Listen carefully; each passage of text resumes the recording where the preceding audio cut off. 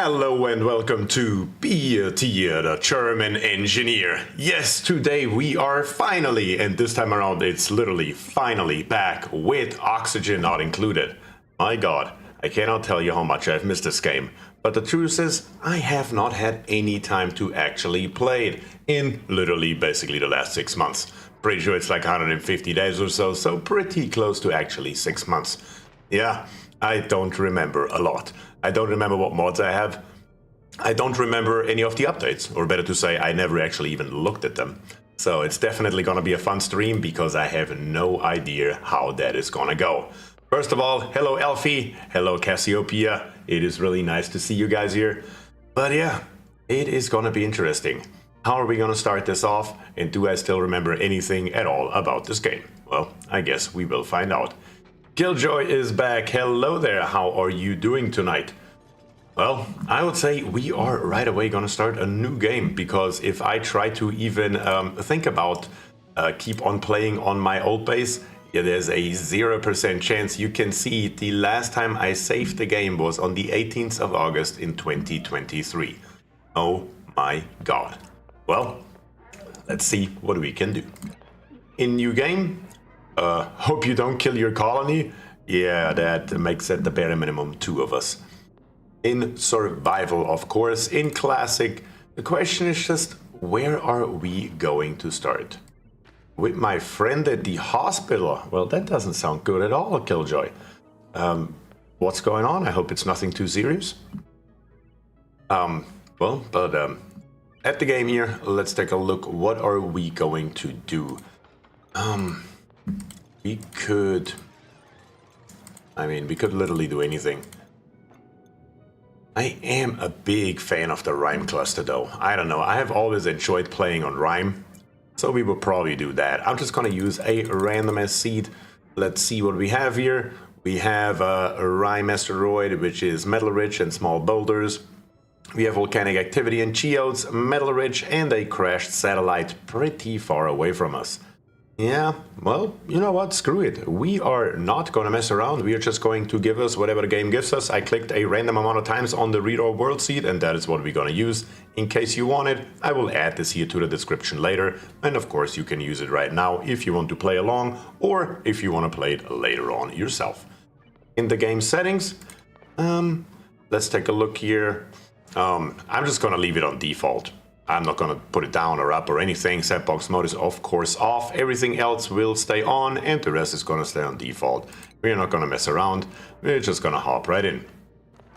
If you start a new colony, would it be possible to join the crew with the name? Of course, absolutely. You will get your own dupe. There's no question. Kartoffel, hello, how are you doing? While the reason is serious, the outcome is the best. He came in yesterday with a minor stroke and already has full mobility. He's doing great. At one time, or on one side, it really sucks to hear that, Killjoy. It truly does. But on the other hand, it is the best possible outcome, so that is very good, and I love to hear it, and I wish him the best. Alright, let's start the game.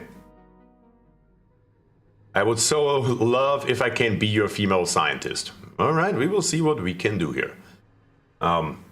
I do have a mod, so we have a little bit of an easier time, if the mod still works. I couldn't even tell you. We have a little bit of an easier time to find us the dupes, so we don't have to sit here for 15 minutes clicking around. That is, yeah, does suck really hard. Because what we can do up here on the top is, or what we usually would do is, we would choose what we want, for example, a digger, let's say, and then we would go ahead and we would just re-roll until we have what we want. But we have here the duplicate configurator, where we can set it up manually. Is that cheating? Probably. But at the same time, we can't do anything that we couldn't do by just pressing this button over and over and over and over. So, let's take a look here. We of course need our scientist over here. Where is it? Right here, our researcher. We are gonna start with a digger as well. And third of all, I'm not even sure. It's probably not even the meta anymore. But in my case, since we are actually on Rhyme, a farmer is not going to be very helpful. We are probably going to go straight for a rancher at this case right here. Let's see. Let's do the old reroll just a couple of times and see if we get anything good. Wrenching in rocketry, wrenching in rocketry, wrenching in building. It's all not the best right here. Wrenching in operating. Kartoffel says, what's the current state of ONI? Like, is it finished? Does it have an ending? Oh yeah, absolutely. The game's finished. The game's ready to roll. It's all good. Let's take a look here.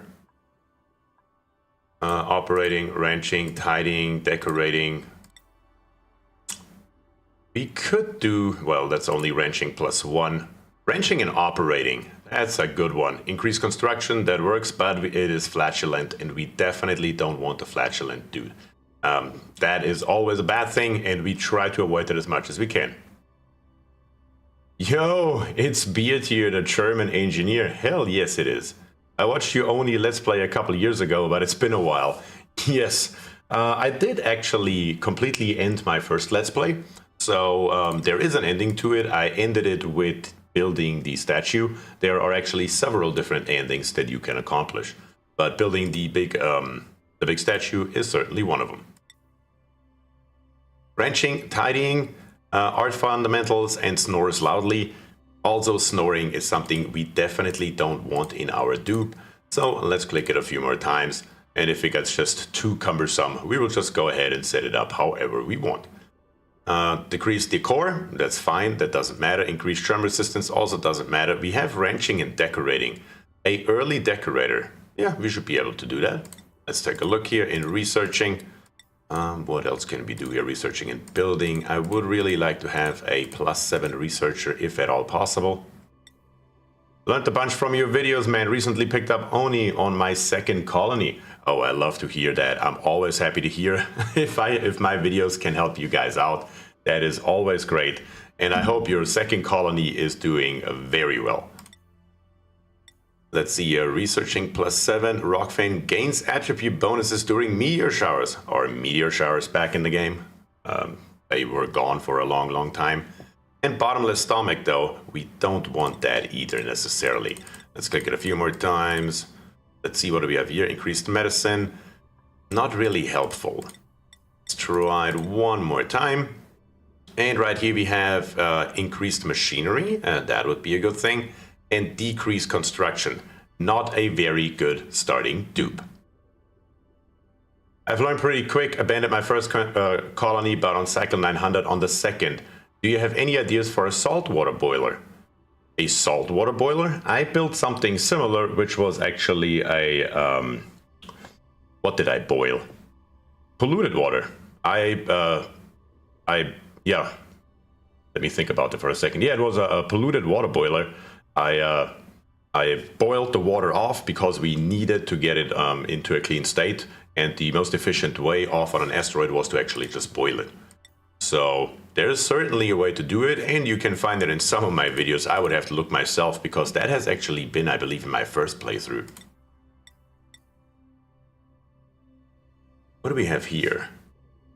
You know what? We can work with this. Decrease calories, not the best for the beginning, but it is okay. Emits low amounts of reds and light. It is really a slight problem when they are sleeping, but eventually they will get their own rooms anyway. So we will roll with it. And last but not least, let's do it the right way for all three of them. We have digging +7, increased strength, and cannot do cooking errands. So that works just fine. So over here on the right, we have Cassiopeia. Absolutely. Here in the middle, let's see, we have Killjoy 20. And over here on the left, who do we plop in here? For right now, we are going to start with, let's say, and all of you will get a dupe eventually, don't worry about it, Mathan Rayo. There we go. And let's give it a name. I don't even know. Let's just take a random one. Yeah, not just colony. Luckless Sewer. That probably encapsulates this stream very well. So let's do precisely that. Let's embark and let's see what we find.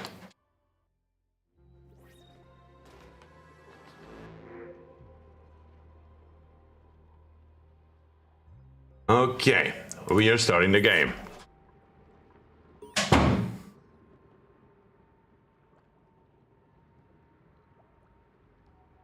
Okay, let's take a look around. What do we have here?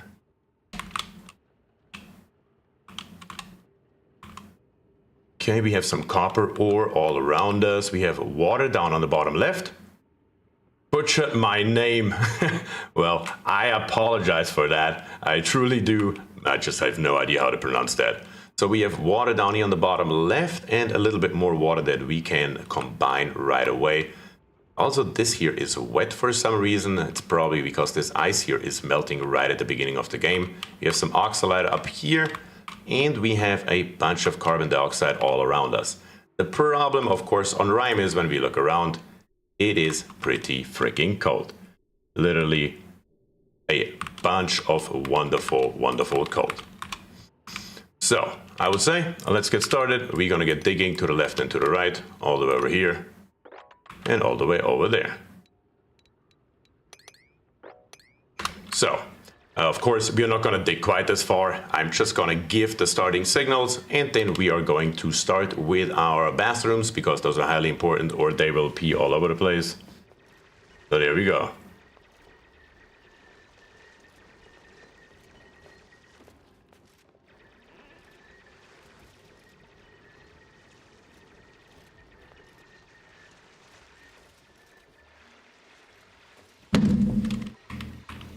Alright, so far we're making good progress. We are getting over to our water here on the left, so that's good. Glad to see you back in, oxygen not included. Well, I highly, highly appreciate it. Let's see, what can we do here? Let's give it a little bit longer. We have to take a look at our cycle counter up here on the top left, because we don't want to go too far, or we will run into problems extremely quickly. We're probably just gonna plop the first outhouses somewhere over here. It doesn't really matter too much, as long as we have at least 2 of them. And right here on the left side in plumbing, we will need a pitcher pump. Well, actually, no, we're gonna wait a little bit with the pitcher pump. We don't need it right this second. All we need is dirt for right now. So let's start measuring out our middle of our base. Currently, we are 2, 4, 6, 8 wide. That is the standard beginning. And we're gonna go over probably, yeah, another 2, 4, 6, 8. That should get the job done. Another 8 in this direction. And that should give us a total of 25. That is not correct. Let's see. Over here we have 8. Over here we have 9. Counting is hard. Let's try that one more time. That should make it 24. And here we go. What's the plan for this colony? I don't know yet, honestly. We will just see how it goes. I haven't been playing the game for about 6 months or so. So we will see. I honestly don't know. There's a lot of new stuff that is going on. Apparently, meteorite showers are back. What I've gathered from chat so far. And I really don't know what else is new. We need to give these here a higher priority right away. This here needs to get done before we dig any further into this direction. So guys, come over here, build the 2 outhouses. That's the first thing that we need. Is this vanilla or spaced out? This is spaced out, absolutely. We are playing, well, it is the spaced out DLC, but we are playing on a vanilla map. This is Rime. So let's see here. Our 2 outhouses are getting done really quickly. That is good. In stations, we can get us a research station right away. We build it very close to the printing pod because we have light available here, which gives us a bonus. And then over here, we're gonna go down. And over here, we are also gonna come straight down all the way to right here. We're gonna make this here the water reservoir. The water is very cold, so I don't want the dupes in here very long. But eventually, they will have to jump into the cold water quite literally and get it done. So let's turn up the speed a little bit so they get this here done before the first cycle is over. We will directly take a look here. The first one down here, I'm gonna make 4 high, and we're gonna put in another floor. Eventually they will have to dig that out as well, but for right at this moment, that is perfectly fine where we are. And right here, we will also start the production of our oxygen. But for that, we have plenty of time right now.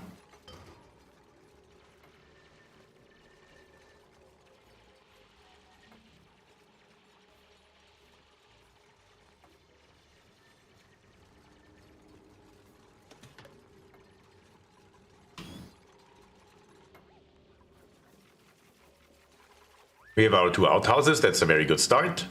We will also tell the dupes to come over here to the left. And maybe we can even put in a battery.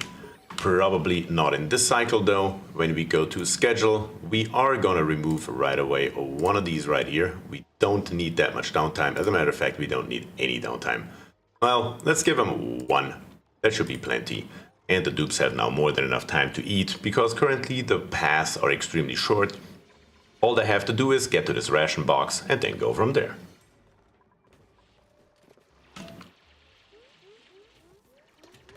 Yeah, you're sopping wet, you're gonna be freezing here in a second, that is okay. All we have to do is we have to make it down here, so all this here combines, and it will be perfectly fine.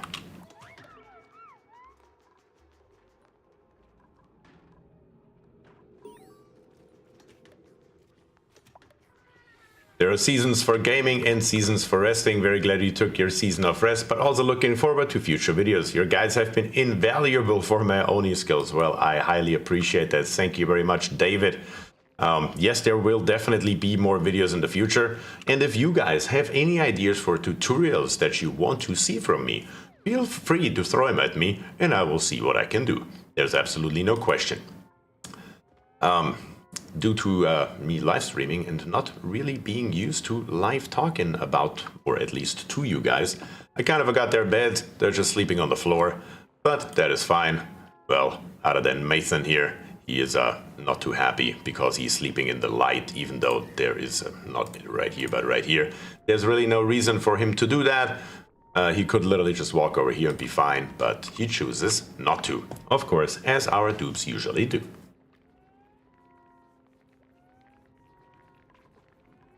Let's skip here the night.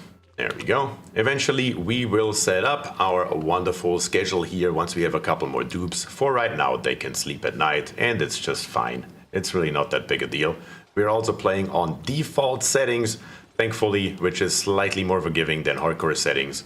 But I feel like if I play hardcore right now, this colony will be dead within probably the next 3 cycles.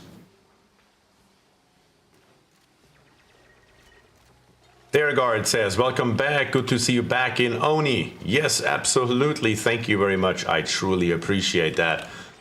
It has been a long time coming, but the truth is I will not only be streaming or making videos about ONI in the future, because truth be told, being so hard focused on only one game, it's not that fun. I mean, the truth is, there are more fun things, there are other fun games out there, and I would like to just share my love for gaming in general with you guys in every way that I can. And of course, Oxygen included will always be a part of that, but other games will be coming as well, and I hope you guys will be here for that as well. I have a hard time sleeping while I'm being fed dirt bars? Oh, come on. These little nutrient bars here are just fine. And you can always choose to have some muck root right here.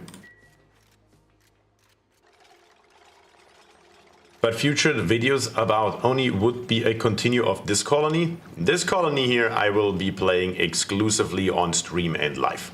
Maybe we will see what happens. Maybe I will be making some shorts out of it or something like that. But making dedicated videos about this colony here is definitely not gonna happen. Only streaming for here. Everything that I'm doing on stream will maybe be made in a video if it's a tutorial style stream, but other than that, we are going to stay with the streams and the videos and keep them separately. I think that makes the most sense, and I think that is probably what we're gonna do. Come on, build me my battery, you guys. And then let's get started with research. We could either do the battery right away, which makes perfect sense, or we could go into food. We do have a rancher, so I want to get down here as quickly as I can. But let's see, anything else? How does the tree even look? Has anything changed since I played it the last time? I have no idea. Gases look pretty much the same. Decor looks pretty much the same. I don't really see too many changes on the first glance here from what I'm used to. That's definitely a good thing. Okay, right here. Yep. Let's go for the jumbo battery first. It shouldn't take very long to get this done. And of course, For the research station, just like for the outhouses, we only need dirt, and that's perfectly fine. When we take a look into our F1 overlay, we have all this carbon dioxide down here. Hopefully that will sink down a little bit more once we get deeper. But first, I would really like to have my battery, guys. Come on, get it done already.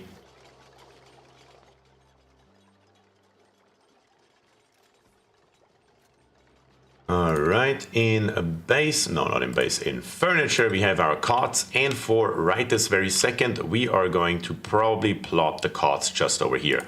1, 2, and 3. And to make our life very easy, we are just gonna plop in 2 pneumatic doors, which should then qualify as a barracks and gives us 1 extra moral point. That is always a good start, and definitely nothing to scoff at in the early on beginning.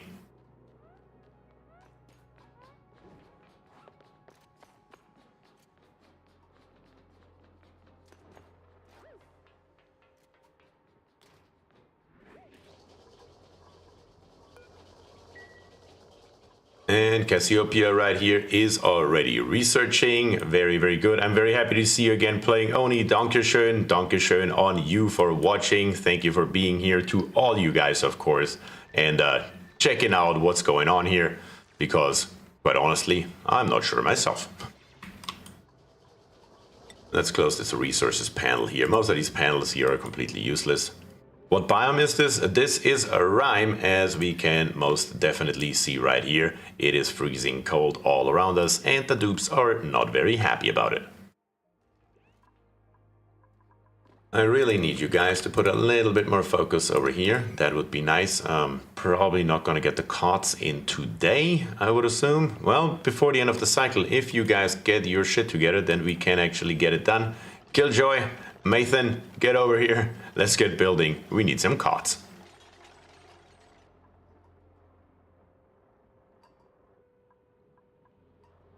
Time to trigger that need global warming. Yeah, that is something that we need. That is also a reason why I went directly in research into the power regulation, so we can get to internal combustion faster. We are gonna get a coal generator going, which will be a primary source of heat in the long run. Of course, for that we need to take care of our carbon dioxide, but for right now, that is not going to be an issue. Alright, dupes, I really need you to dig down here to get rid of this water. That would be very neat right around now, or better to say, as soon as the cots are done. We are right away gonna go ahead and open the bottom door up, and we're gonna lock the top door. As soon as that is done, because the dupes really like to jump on here unless they fixed it in the last 6 months, but before that they always like to jump on top of here and build stuff and whatnot. It just costs time, that's why I usually just close the top. Did you choose a rhyme to avoid base cooling in the early game? No, not really. Base cooling in the early game is barely ever a problem, at least not. I never had the problem, it's not that big of a deal. I just like rhyme. I truly do. Cots near a radioactive uranium node. I actually didn't pay attention to that. That's totally fine though, because our radiation is at 0 rads right here. That is a good item. I literally didn't notice, but thankfully, even though I'm blind, I turned out to be lucky. So that's perfectly fine. They still do, it's annoying. The thing with the pneumatic doors, yeah, I'm sure. It's toasty over in that last cot. Well, not entirely sure if toasty is the right word, but yeah. We're getting there. I just need to get further down. Our research is done. We're gonna go right into food production up here in the top. How is our oxygen looking? Still no problem. We still have our oxalite right here, and we can still dig up here if we want to and grab this oxalite here as well. So oxygen is still not a problem. Of course, we have plenty of algae, so we can plop an oxygen diffuser in here whenever we see fit.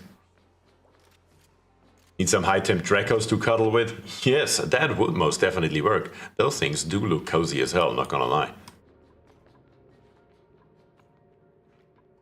Okay, I would really like you guys to come down here and focus a little bit more on those ladders. I know it's a bitch to build because you're trying to build down in a straight line, then come back up, grab the sandstone to build more ladders. So it is a little bit of a process in the beginning, but once we have it too wide and once we have actually unlocked our fire pole, that will look a hell of a lot better.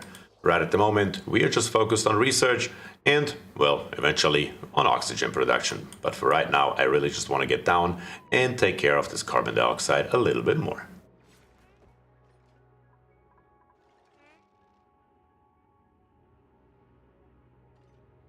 Looking around here, we are blessed with a bunch of ore. We have aluminum ore over here. We have tons and tons and tons of copper ore all around us. That should be more than enough for a good amount of time. Of course, the uranium ore here is going to come in handy as well. There are a few little tricks that we can do with it, even in the early game. It definitely will come in handy, and it has such a little amount of radiation that it actually doesn't harm anything. 133 rads per cycle, it's quote-unquote barely safe. Up here on the top, what do we have here? A liquid chlorine at negative 35 degrees. Yeah. Water up here at negative 2.2, and of course ice all over the place. Definitely more than enough ice. Alright guys, apparently it's almost sleep time again. I guess we can take a look in our blueprints right here. Those must still be over from the last time I played, because I didn't unlock that today. So let's see what we have in our box here. We have some decent gloves. Well, very good. And yeah, that was definitely left over from last time. Now we just wait until we unlock something else, and of course we will periodically check what's in here. I'm really bad about that though, so if you guys want to remind me, feel free to do exactly that, because otherwise it may take a while until I notice it. Alright, we're just going to speed through the night. I do have the speed mod installed, so it's not just 5 times but actually 10 times speed, and that's perfectly fine. There we go. And that certainly helps us to get this night over a little bit quicker. Just gotta be careful with the 10 times speed mod, because the 10 times speed mod does break, at least every once in a while, the physics engine in the game. Or at least it used to, and I'm assuming it still does, because the game is not made to run at this speed.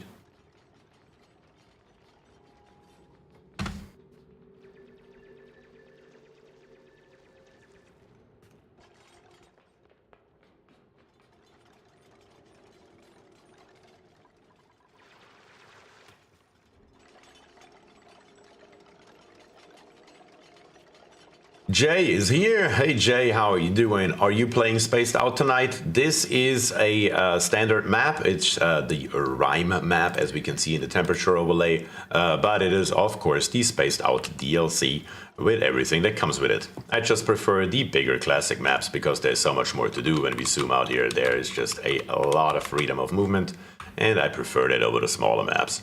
It's just personal preference. It's not like that I hate the smaller ones, but especially for streaming or making videos, I just feel like the bigger ones are slightly more engaging, but that's just my personal opinion.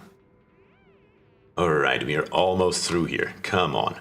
And then I need you to get all the way down here through the sand, so actually we can combine these two areas right here, and all the water can drain out slowly but steadily. Of course, for this we need to get this here out of the way as well. Dupes are not happy, they're constantly sopping wet, they are constantly cold and holding their breath. So we need to make this here as quickly as we can. That's the #1 priority. Everything else really doesn't matter too much at this moment. The research station here does get a #6 priority though, so Cassiopeia here actually gets some work done.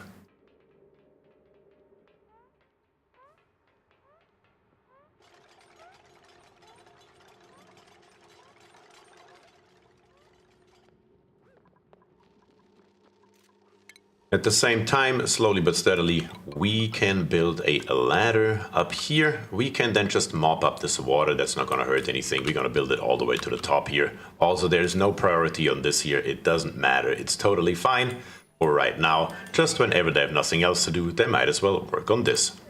And back into research. Now that we have unlocked our bare basic planter box and whatnot, I want to go for the farm tile. Eventually we will need it, and right after the farm tile we're gonna go for the coal generator in that particular order.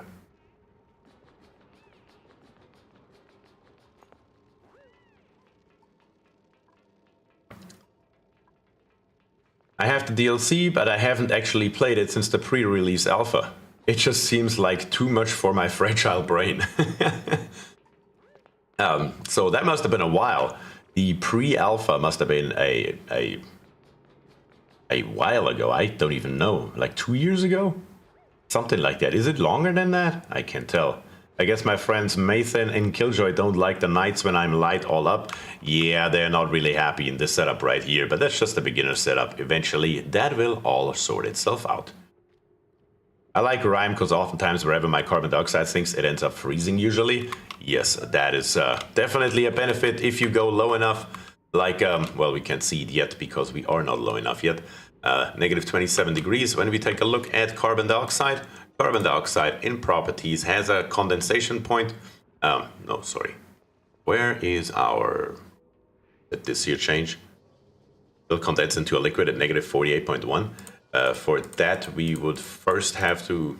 It doesn't tell me immediately when it freezes. Wow. Okay, so it freezes, I believe, at negative 200 something. It's very, very low. But yes, the condensation point is negative 48.1 when it becomes a liquid. And I believe once we have a liquid, it will show me when it will actually freeze. Yes, we can test that theory on the liquid chlorine right here. If the evaporation point, okay. Now, the liquid chlorine up here has a freeze point at negative 101. There, I assumed that I would see both at the same time, but apparently that is not the case. All right, learn something new every day.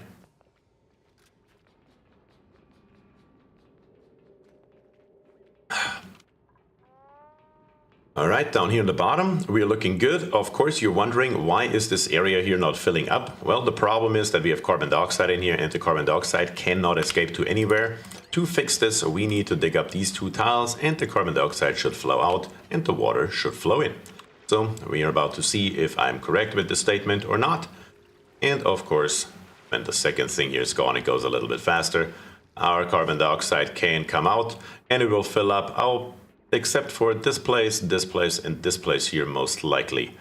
Or is it still gonna stay more? Yeah, so we may have to dig it out a little bit more, but that's no problem because we're gonna do the same thing over here. The water can also not flow into this direction due to these three tiles. We need to get rid of those as well.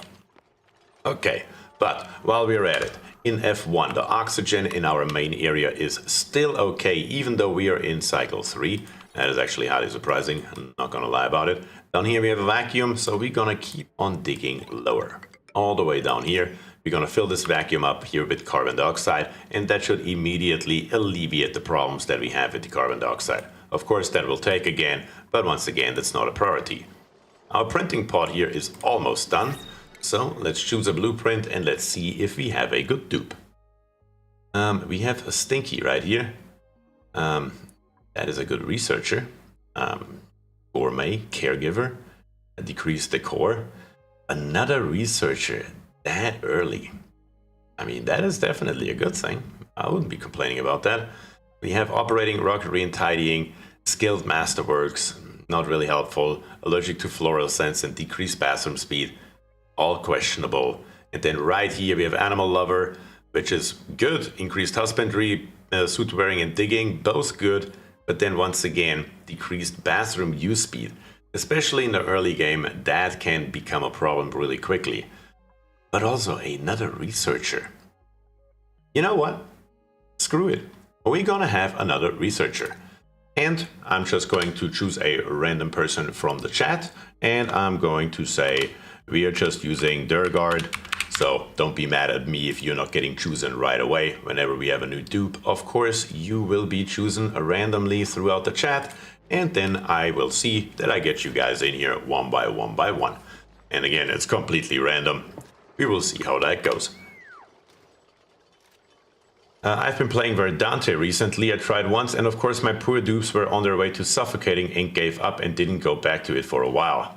Dergot says, I just finally bought the DLC a few months ago. I played vanilla for years, sitting at 1,578 hours played right now.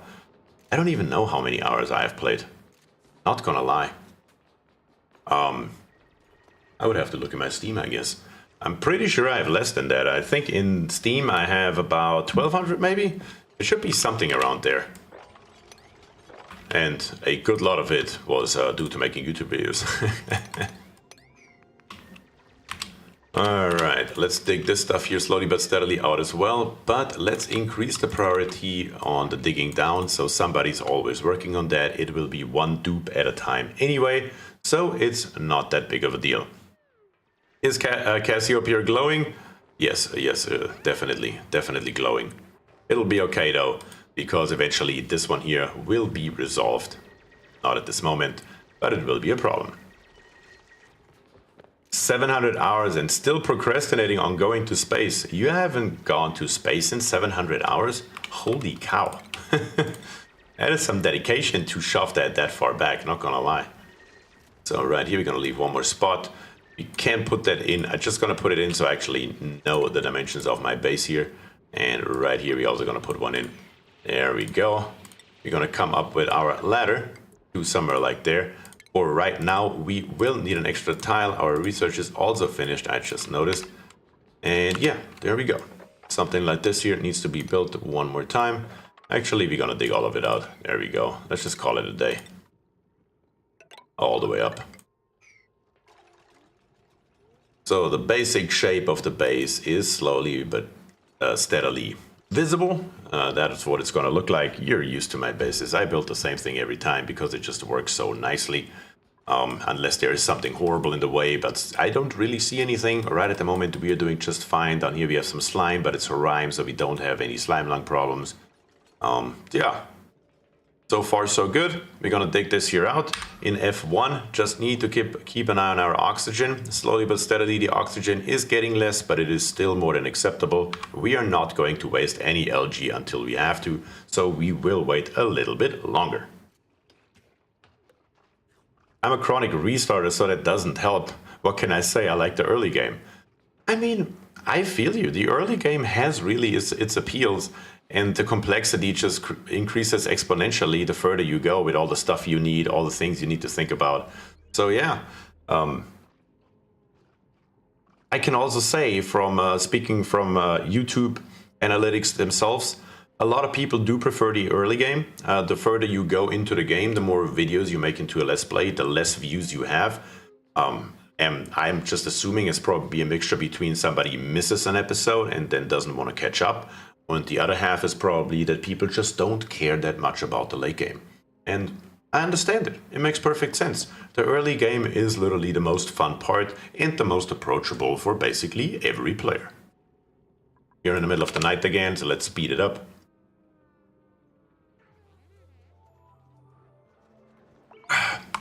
Considering that we are in cycle 4 and what this base here is currently looking like compared to my standard videos on YouTube, where I'm just playing and thinking about what's the most efficient way instead of talking to you guys, yeah, I can tell that the efficiency has slightly decreased. Not just slightly.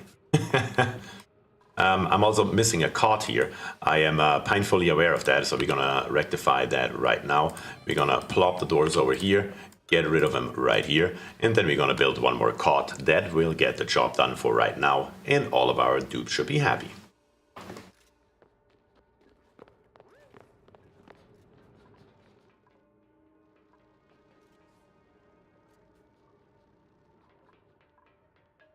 Let's turn the speed up a little bit. I really want to get down here to this vacuum area. And right here our oxygen is getting low, so it is actually time. In oxygen we are gonna plop in an oxygen diffuser, and we are gonna put it up here. All this here is just temporary. Another beautiful thing in oxygen not included is you can just build something and then tear it back out whenever you want. It's just a really nice thing.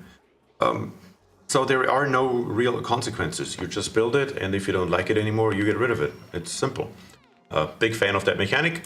Definitely something that new players should always keep in mind, in my opinion. There are no real penalties for that kind of thing. Now over here in food, we are going to go straight for ranching, so we have it available when we need it. And right after, oh, well, we're not going to go for ranching. What am I talking about? We do, of course, need advanced research for that. And for that, we need to come over here to the supercomputer. So that is what we're going to do right away. So we have the supercomputer available when we need it. And then we will go for ranching in that order. Of course, otherwise it wouldn't work. And eventually I would have figured it out myself when the error message appeared that we can't obtain the research that we need.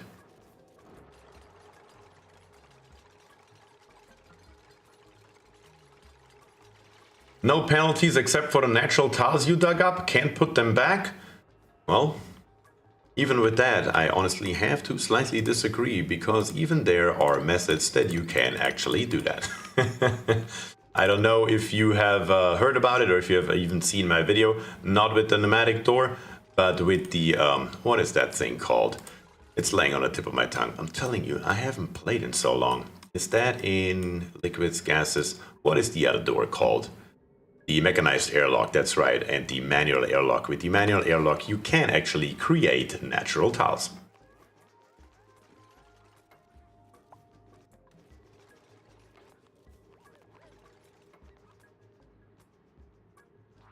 All right, looking good. So far, so good. I have a technique using the liquid tapidizer. Yes, also that I actually showed off in one of my tutorial videos. There are definitely several ways to skin that cat.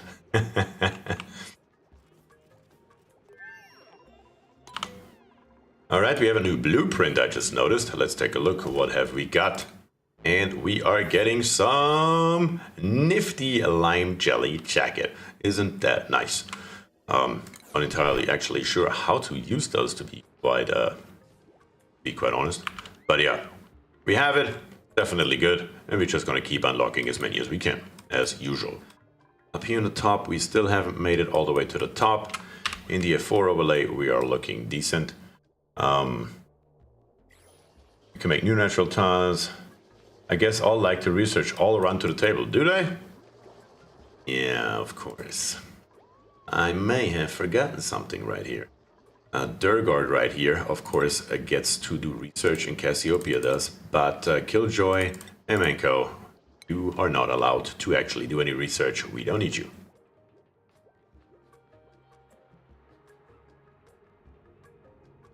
I learned it from BierTier's videos. That is funny though. But you lose half the material and you can only create natural tiles of some substances. Yep, for example, algae is absolutely suitable for the liquid tapidizer.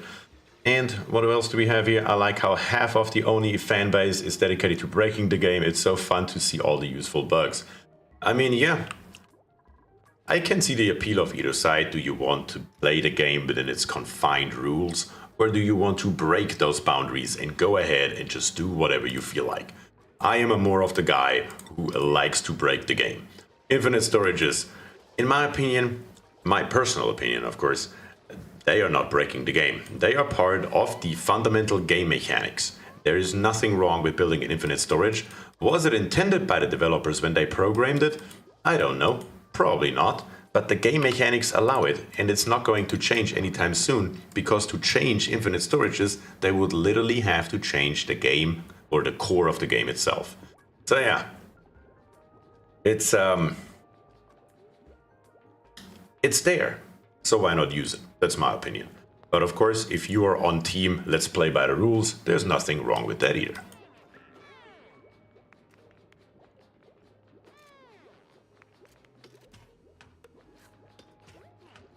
I like the Escher waterfalls and infinite storages. Oh yeah, there's nothing nicer than just accidentally in your base finding a natural Escher waterfall. I love when that happens. It doesn't happen very often, but it does happen every once in a while. Okay, but let's go back to the game here. We have unlocked a bunch of stuff. I really hate those exclamation points. Usually I just click through them so they disappear. So far I haven't discovered anything new. And therefore, I'm not too worried about missing anything. We have storage bins. We have, we had storage bins already. What have we new? We have the jumbo battery, which we will plop in here very shortly. We will replace our normal battery with this here. Of course, all this here is temporary anyway, so it doesn't matter too much. But of course, a little bit more heat generation in our base can't hurt right at this moment. We are looking pretty good in this area, but the cold is coming in from all directions and is trying to kill us. That's literally what it's doing, so we need to do something about that. Alright, let's fast forward through the night here. Here we have it.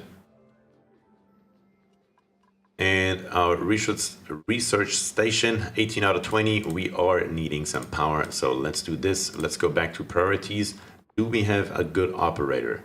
We do not. So who do we make an operator? I guess we are just using one of our two researchers right here, and we're just gonna come and say, Cassiopeia, you're also going to now run in the wheel whenever we need you to. We do have a skill point unlocked though for Deer Guard. We had that from the very beginning when we unlocked him. Kind of forgot about that, but here we are. Here we have Killjoy. Here we have Mason Ray. And of course, we are getting closer and closer with our dupes to actually unlocking the first skill points, which is going to be very helpful. Fourth bed. Good call. Thank you. Forgot about it.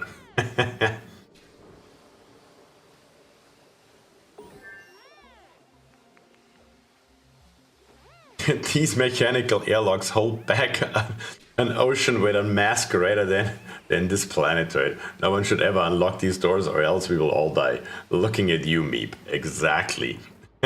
Couldn't have said it better myself. Oh my god. That is the fun part about the game though for me. Those kind of quirks where you can literally have a gazillion tons of water stored in one single tile, and if you accidentally press the wrong button, it all explodes. Going to turn up this here a little bit. Number 7 priority, so the dupes actually get it done. We did make it up here by now. We have our water bottles that currently go nowhere. We still try to dig this here out. We need to set our priorities up a little bit differently here. Come on guys, let's get some work done. And of course, right here, we are going to dig down, let's say right away with a number 6 priority straight through. And then at least temporarily for right now, we are gonna plop, not like this. How do I turn it again with, oh, good grief. I'm so used to other games now. Right here, we're gonna build a bottle emptier. It'll fall straight down. Just gotta make sure that we actually restrict it to only water. Anything else will have bad consequences, there is no question.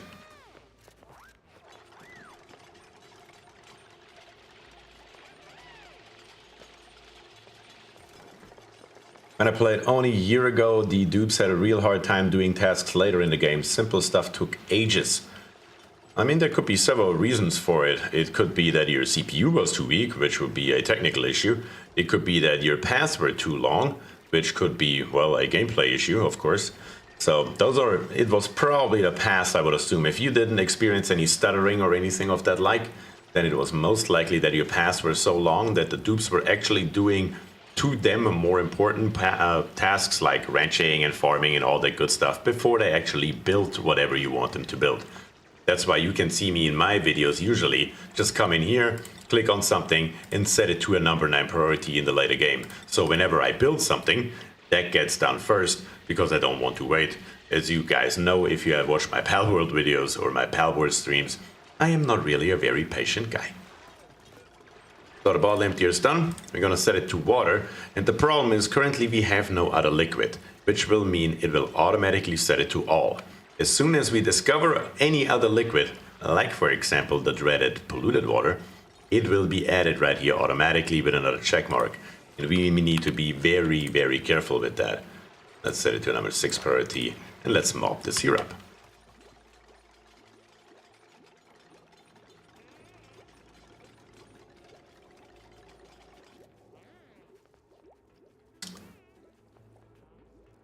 I had an Escher infinite polluted water storage fail on me a while back. I'm still not sure what happened, but I'm blaming it on a wayward Paku.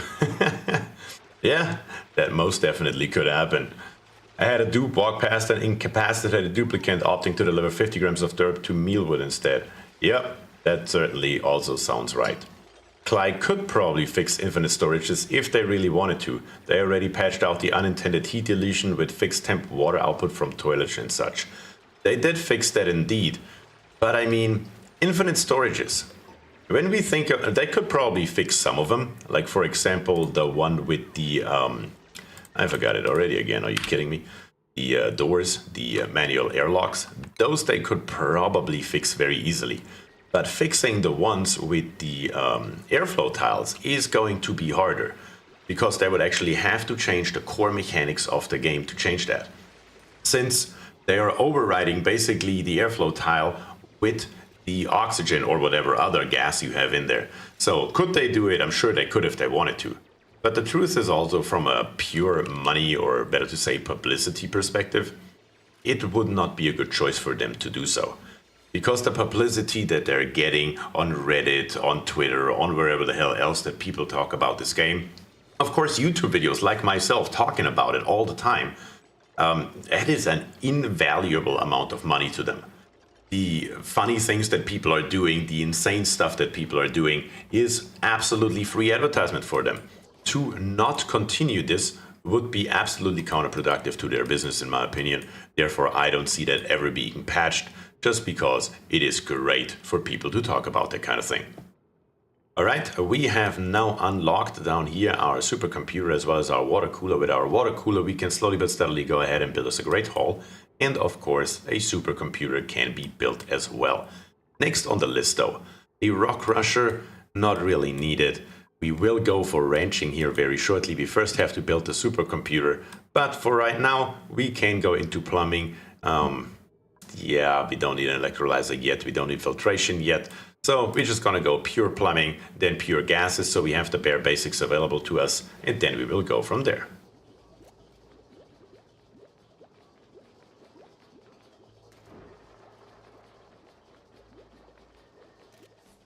Well, it's been a couple of years, so I can't really recall the overall layout, but even priority couldn't handle the slowness.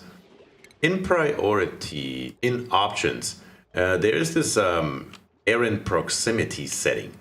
I don't think I have ever used it for anything because it works just fine for me without, but I have read somewhere that apparently for some people it works wonders. So I don't know. I would just give it a shot and see if that makes any difference at all. It just may not. We're gonna put a floor in here because eventually we will make some nice bathrooms right over here. But for right now, this here will get the job done. And right here we have our 4 wide space now.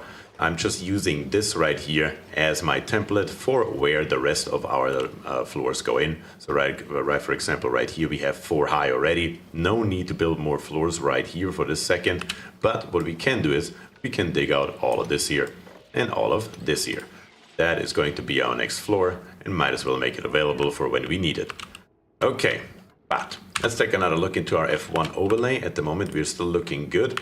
Right here, we are going to dig all of this copper ore out, so this carbon dioxide here can slowly but steadily flow down into our water reservoir, as a matter of fact. And down here on the bottom, we have the carbon dioxide looking very good. Carbon dioxide all over the place right here. It is not too bad yet. We will need to dig out another row. Thankfully, that will go a hell of a lot faster because now we already have the ladder. Therefore, dupes can come down here, more than one of them at a time if they have the time, and dig out all these tiles right here. Let's take another look at the chat here. There's a big difference between toilet output, building behavior, and Escher waterfalls. A cellular automaton behavior. Buildings are individually coded. Yeah, I guess that's one way to look at it. They could add a pressure limit to all tiles, the way fertilizer and basic tiles have them, but why? Yeah, that's my point exactly. Why would you add something like that and take the fun away from 50% of your player base? Doesn't make much sense. I've talked it on a few times, but I don't recall noticing any difference. Okay, that is some good insight. Like I said, in my case, I've never tried it, so I couldn't tell you if it does make a difference or not. Maybe I should try it and find out myself, I guess, but why change a running system, right? Not really a need for it. Our ration box right here. Might as well grab it, copy it, and we could already plop it probably somewhere like right here. Until this here is not carbon dioxide anymore, it will be a good while because our 1 oxygen diffuser here will be more than enough for a good while. We have currently 4 dupes. And it puts out 550 grams, sorry. It emits 500 grams per second. It uses 550 grams of algae. Even though it says that even if we have 6 dupes, 1 oxygen diffuser is going to be more than enough for a very, very long time, even though our consumption is actually higher. But to actually drain all the oxygen out of here, so it becomes a problem, will take a long, long time. A lot of people build the second oxygen diffuser right away, the moment they have the 6th dupe, but there's really no point. Could you do a temp overlay and zoom out? Absolutely.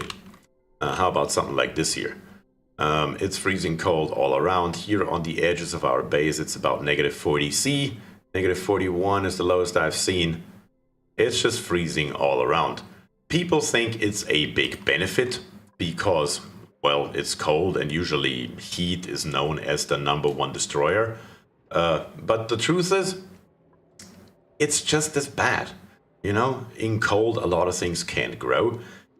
It doesn't really help out a lot. It is not a bigger benefit as a lot of people like you to believe. I really would like this box down here so I can put the supercomputer over here. So, oops, how about we give this one here a slightly higher priority of 9. Yes, I said slightly and I meant that. I really want to get it done. And as soon as we have it, there we go. That's 9 now. We can actually get rid of our ration box up here and put the supercomputer right there. Looks like you have another blueprint. Thank you for the hint. Not entirely sure how I even get those, not gonna lie. They have been in the game for a long time, but I never paid any attention to them. So let's print it out. We have a common digital pink, pixelated pink and white printed drywall. Alright. It does look like Rime. When I've played Rime, my first issue was usually water freezing in pipes. Exactly, that is one of the common issues. Do we have a mealwood seed right here? Well, doesn't really tell us anything as long as it's still a seed, does it? Yeah. We will try to plant one and we will see what it actually does. I'm pretty sure it will grow right here because we are at 18 degrees, but if we try to build it over here, probably not so much. I think you get up to 3 blueprints a week at 30 minutes each. Alright, once again, learn something new. Never paid attention to that. And you guys probably can tell I'm not really somebody for the visuals here. I'm just trying to build my base, at least in my videos, as efficient as I can. Today it's more chill. I'm enjoying having a nice conversation with you guys here. And right here is our ration box. I'm gonna copy this here down. There we go. This one here we're gonna set to a number 9 priority right away so they can grab the stuff out of here and bring it down as quickly as possible. And of course, this entire disinfecting here is completely pointless since we are on Rime, so we're gonna disable it.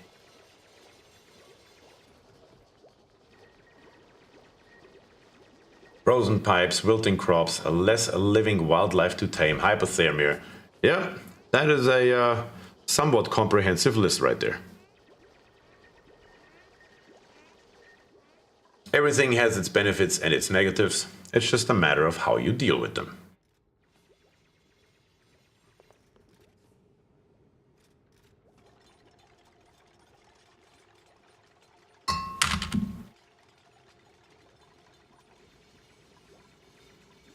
How did I miss the live stream? Oh, wait a second, I'm missing a couple things. Is this your first time back since Packed Snacks update? I'm assuming so, since that doesn't really tell me anything. It's gotta be, yes.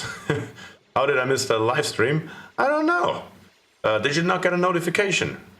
In case you didn't, then I would blame YouTube for it. I've played Oasis and Rime, and I do find deleting heat generally less of a headache, but that doesn't mean it don't take me 400 cycles. I mean, if you have seen any of my videos, not disable, I want to deconstruct you. Usually, I don't have a big problem with deleting heat and getting rid of it. If you have seen my videos, heat is not a problem. There are 10, 15 volcanoes being tamed, no problem whatsoever. So, yeah. Usually I have a harder time heating up Rime than I have getting rid of heat in a hot base.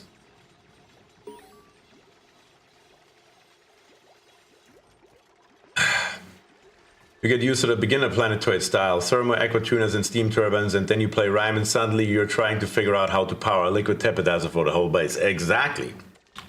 Like for example, down here this water, right at the moment, it's at a nice 10, 11, 12 degrees even. But it's just a very short question of time until all this cold here from the outside takes over and will try to freeze our water.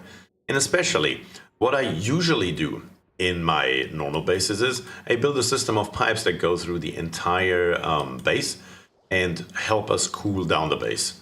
Because the water has just so much thermal mass, it is perfectly useful for that kind of thing. Here on Rime, we are not cooling down anything, or better to say we are, but in such a drastic measure that we're actually freezing our base if we try to do the same thing. Pact Snacks came out in mid-November, and I most definitely haven't touched it. Most definitely have not. And I have no idea what's new in it. Not the slightest idea. I have not read the patch notes. I just decided I'm going to stream today, oxygen not included, and I'm not going to do any work for it. I'm not going to read anything. I'm just going to jump in, and I'm just going to enjoy the game like I have never played it before. It's literally this simple. So, now that this here is finally gone in stations, we have a supercomputer. We can plop it on this side. We can then grab us and power a wire. For right now, that's going to be good enough. Eventually, we will move all this stuff up. And further up, we can put it into a research room. And that's going to be very nice then. Because in a research room, we're getting a slight bonus on top of it. Prevak is here, one of my wonderful moderators. Thank you for checking in. If you enjoy BierTier's content and want to show your support, please be sure to like this video. It's only efficient. After all, I couldn't agree more. If you like what you see, a like on the video would most definitely be appreciated. If you put doors on it, you have a research room already. You are actually correct. That is actually, yeah, you're 100% correct. How could I forget about that? I can literally just put doors here and doors there, and that should get the job done. That should count. Yeah, because I do need 2 things in there. My memory is playing tricks on me. A laboratory, minimum size 32, maximum 120. No industrial machinery, a light source, and 2 science buildings. Yep, right there we have it. Thank you for the reminder. I completely forgot about that. I think it will not be a research room due to the portal. I'm pretty sure it works if I remember correctly. But look at this, we have a new dupe available right here. We have a Gaussman, farming and digging, against nighttime attribute bonuses. Yeah, if we take you right here, we may actually have to go ahead and put on a night shift. But you are a loud sleeper. And we have already 1 dupe that is disturbing our sleep, so I'm not sure if we should have another one. Here we have a May, ranching, rocketry, and digging. Yeah, another loud snorer though. And right here we have Quinn, who has +6 in machinery, but at the same time -3 in machinery, which is also questionable at the bare minimum. What are we gonna do here? We are probably gonna go with the Gaussman right here. Yeah, that's probably the best dupe that we have available. I don't need 500 kilograms of dirt. By all love, I do not need dirt. And I do not want to reject it either. So we're going to go with Gaussman. And Gaussman, you are going to be, let's just say, how about I click on it? Elfie Wolf. There we go. Did I write that correctly? I believe I did. All right, I'm going to say okay. And welcome to the game, Elfie. And hopefully you will be a great addition to our team. Our supercomputer, please build it. That would be nice. Needs a light source, but the printing pod should count. I always make a laboratory out of my printing pod. But yes, the printing pod is per definition a light source. When we take a look into the light overlay, light is coming from it. On anything but rhyme, I usually use this area here to immediately start growing a bunch of crops due to the light source. But for right now, a laboratory is absolutely fine. If they're sleeping on different schedule, the snoring wouldn't matter though. That is correct. That's exactly what I was just thinking of. And yeah, loud snorers are one of the easiest negatives to deal with. Absolutely. That's why I decided we're gonna go with it. We're gonna lock the top. We're gonna open the bottom as usual. And let's take a look. And it does count as a laboratory. And we get a wonderful efficiency bonus out of it. Over here we have our 2 outhouses. I could just plop 2 doors on that as well if I'm not mistaken. Latrine needs a toilet and a wash station. I can literally just put a wash station in here. In medicine, a wash basin right here. And then 2 doors will get the job done. The doors are going to go, let's see, right here as a matter of fact. Because this one here actually will have to be dug out very shortly. Let's get rid of all these notifications and all of those check marks here. I really hate those check marks. You should really be able to turn those off, honestly, if you have played the game more than once before.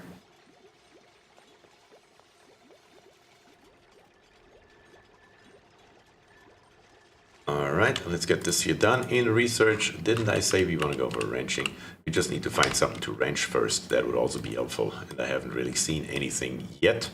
But eventually we will find what we are looking for. It's just a question of time, I hope. All we have here is a shine bug, seriously? How empty is this area right here? Usually I have an easier time finding something, but we will keep on looking. And maybe our printing pod will reward us with something very soon. We have our wash basin, we're going to set the direction to left only. And of course, by now, slowly but steadily, we will actually need a pitcher pump, because for the wash basin to work, we will need water. We don't need it necessarily. The wash basin just has to be built. Nobody ever said it has to be functional. It's the same as with a, let me see here in furniture, what is it called? The water cooler. It just needs to exist. It doesn't necessarily have to do anything. It still counts. But, you know, if we have it, might as well. All right. Up here on the top, we are going to dig out this entire thing here. Let's put it on a little bit of a higher priority so the dupes actually get their shit together and get it done, because I would really like to put in a great hall up here. I really like the idea of having a great hall right above my printing pod. That is usually what I'm doing. And right above that, we are then going to put our permanent research station. Right at the moment, this is fine, but I definitely don't want to look at this eyesore here forever. Let's speed through the night. Actually, while we are in the night, let's take a look. We need another cot, which means we need more bedrooms up here, or better to say, we need to make this one here longer. We dig out this uranium so it's gone. That will save our problems. But in schedule, let's add a new schedule. Let's make everything work just for the beginning right here. There we go. Then we're going to add one downtime. The downtime is going to go right here. We're going to add 2 bed times and then 1 bath time. Also the top one right here. We're going to change this here slightly. We're going to put the downtime here, the bedtime right there, and the bath time at the beginning of the day. That is our standard schedule. And then right here, Elfie, you are now by yourself at the bare minimum, or at least for right now, on the night shift schedule. Of course, later on we will add a third one, but for right now, that's just fine. All right, let's take a look.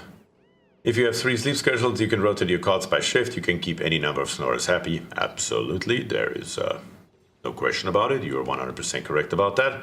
With no increase in the space or resources required, 2 shifts will probably be fine, but I rarely go below 3 anyway.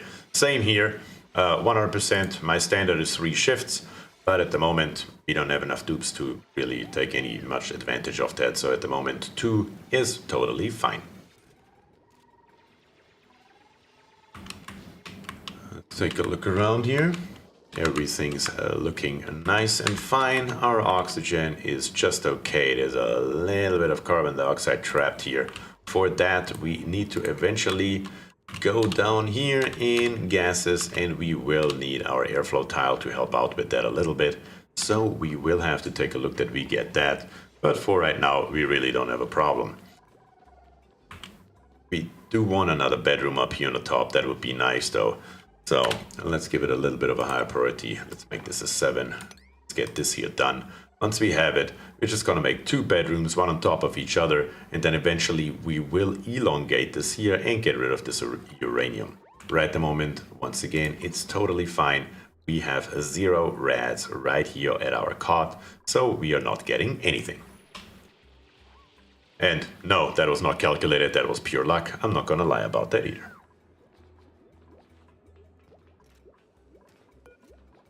Our doors right here. You need a little bit of a higher priority. Let's go back into priorities. What do we have going on here? Nathan Ray can do some digging for us. We have wrenching right here, tidying, decorating. None of it matters too much. We have nobody who has any skills in building. So we are just going to use you. You're going to be building, digging, supplying, and storing. Those are your number 1 duties right now. Later on, we will get rid of all this stuff right here. But usually, all this debris, I leave it there for a good while, because truth be told, it doesn't really make that much of a difference.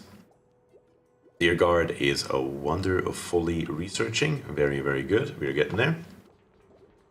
Finally, I've been waiting. Didn't know this was going to be live. I've missed you so much. Dan, I appreciate that. Thank you very much. I'm glad you could join today. Yeah, there will be more videos in the future eventually.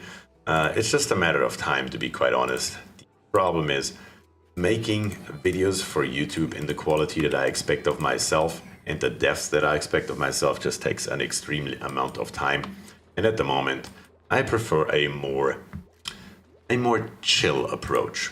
I don't want to quit YouTube or anything, but at the same time, it would be really nice to have it a little bit more chill.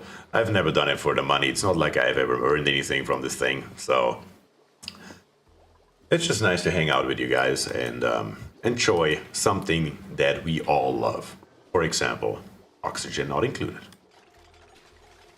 They're gonna build us a second row of cots here, which will be enough for 8 dupes. Currently we have 5, so that should future-proof us, at least for the next few minutes or so.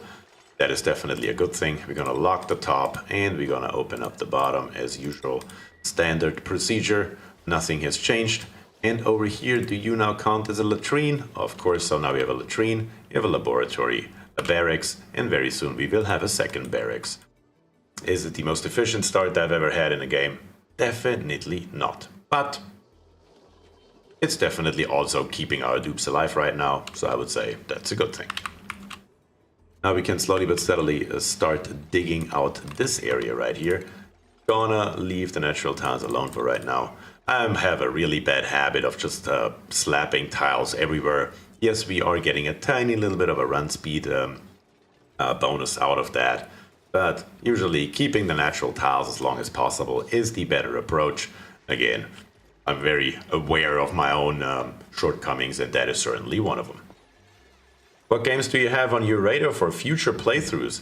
One game that I really want to play on stream and I want to share with you guys is the Rift Breaker. I don't know if you have ever heard of the Rift Breaker. If not, I highly recommend you can check it out.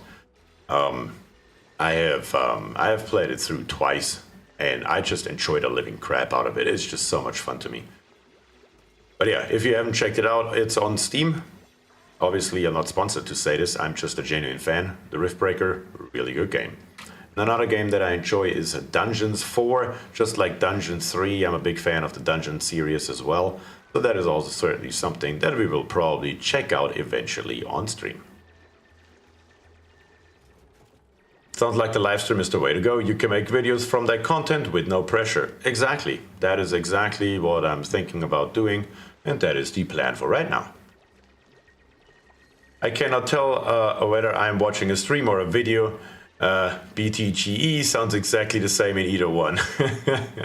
Well, you know, I do edit my voice slightly and I cut some of the stuff out, of course, but other than that, what you hear is what you get. This is what I sound in real life as well.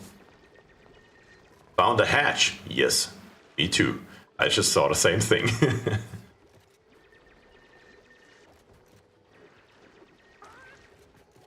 I played a few hours of Dungeons 4, really enjoyed it. Same. That's actually, for me at least, an understatement. It's one of the few games where I went for every single achievement and I have it 100%ed. That is how much I enjoyed it. Okay, we need a hatch range. So, let's take a look. We need to take a look in here. We need a stable, and the stable has a maximum size of 96. In case you're wondering why I looked it up, because genuinely, I can't remember. It's the truth. Again, not gonna lie about it. We can have 96 tiles, and that is precisely what I'm planning on doing. Something just like this here. We do not have yet somebody who can dig out granite, but that is okay. That is not gonna make or break it. We just need to make sure that we actually close it off, something like this here. Speaking of it though, maybe we can get somebody. We can get advanced research right here. How about you get a hat? Everybody gets a hat. Of course you get a hat. What am I talking about? Elfie right here. Hard digging. There we have our problem solved right away. Hard digging hat. We have a decorator. But also a critter rancher. You're gonna go straight into the direction of critter ranching. Of course, Killjoy and Mathan. We are also gonna throw you into hard digging. Yeah, of course. 2 hard diggers in the early stages can't hurt. Right here we have farming as well for Elfie. Right at the moment, we don't really farm anything. Eventually, we will have to, but we still have 20,000 calories. At the moment, we live off of all the muck root. We can dig up a few more right here, right now.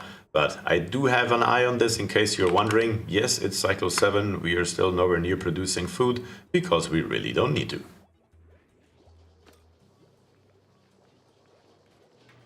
Two hatches. Did I miss a second hatch? Where's the second hatch at? And where did the one hatch go? Oh, I lost both my hatches. Well, actually, I never saw a second one. Ah, well, they will come back out of the ground eventually. I have never seen the Rift Breaker. It does look interesting. I'm a sucker for survival and base building. Green Hell is still one of my favorites. It's a really, really fun game. It has a style of maybe, I don't know, not necessarily Factorio, but something along those lines. I don't know. It's really hard to explain what exactly the Rift Breaker is all by itself. Yeah, it's you will see it eventually. Do you think my dupe would later doing some more research? I'm not that good in that game to know all mechanics. Yes, at the moment it was just a 50-50 choice. Your dupe is currently mainly on the manual generator, and right at the moment their guard is doing most of the researching. But later on that will change, because very soon down here on the bottom somewhere we will start energy production, and when we have that, we don't need the manual generator anymore. Therefore, both of our research dupes, which is Cassiopeia and once again Deerguard here, will both be mainly researching. Because research is something that I usually have going throughout the entirety of the game until I run out. And to run out, it takes quite a lot. So yes, to answer your question, in the TLDR version, yes, you will do a hell of a lot more researching.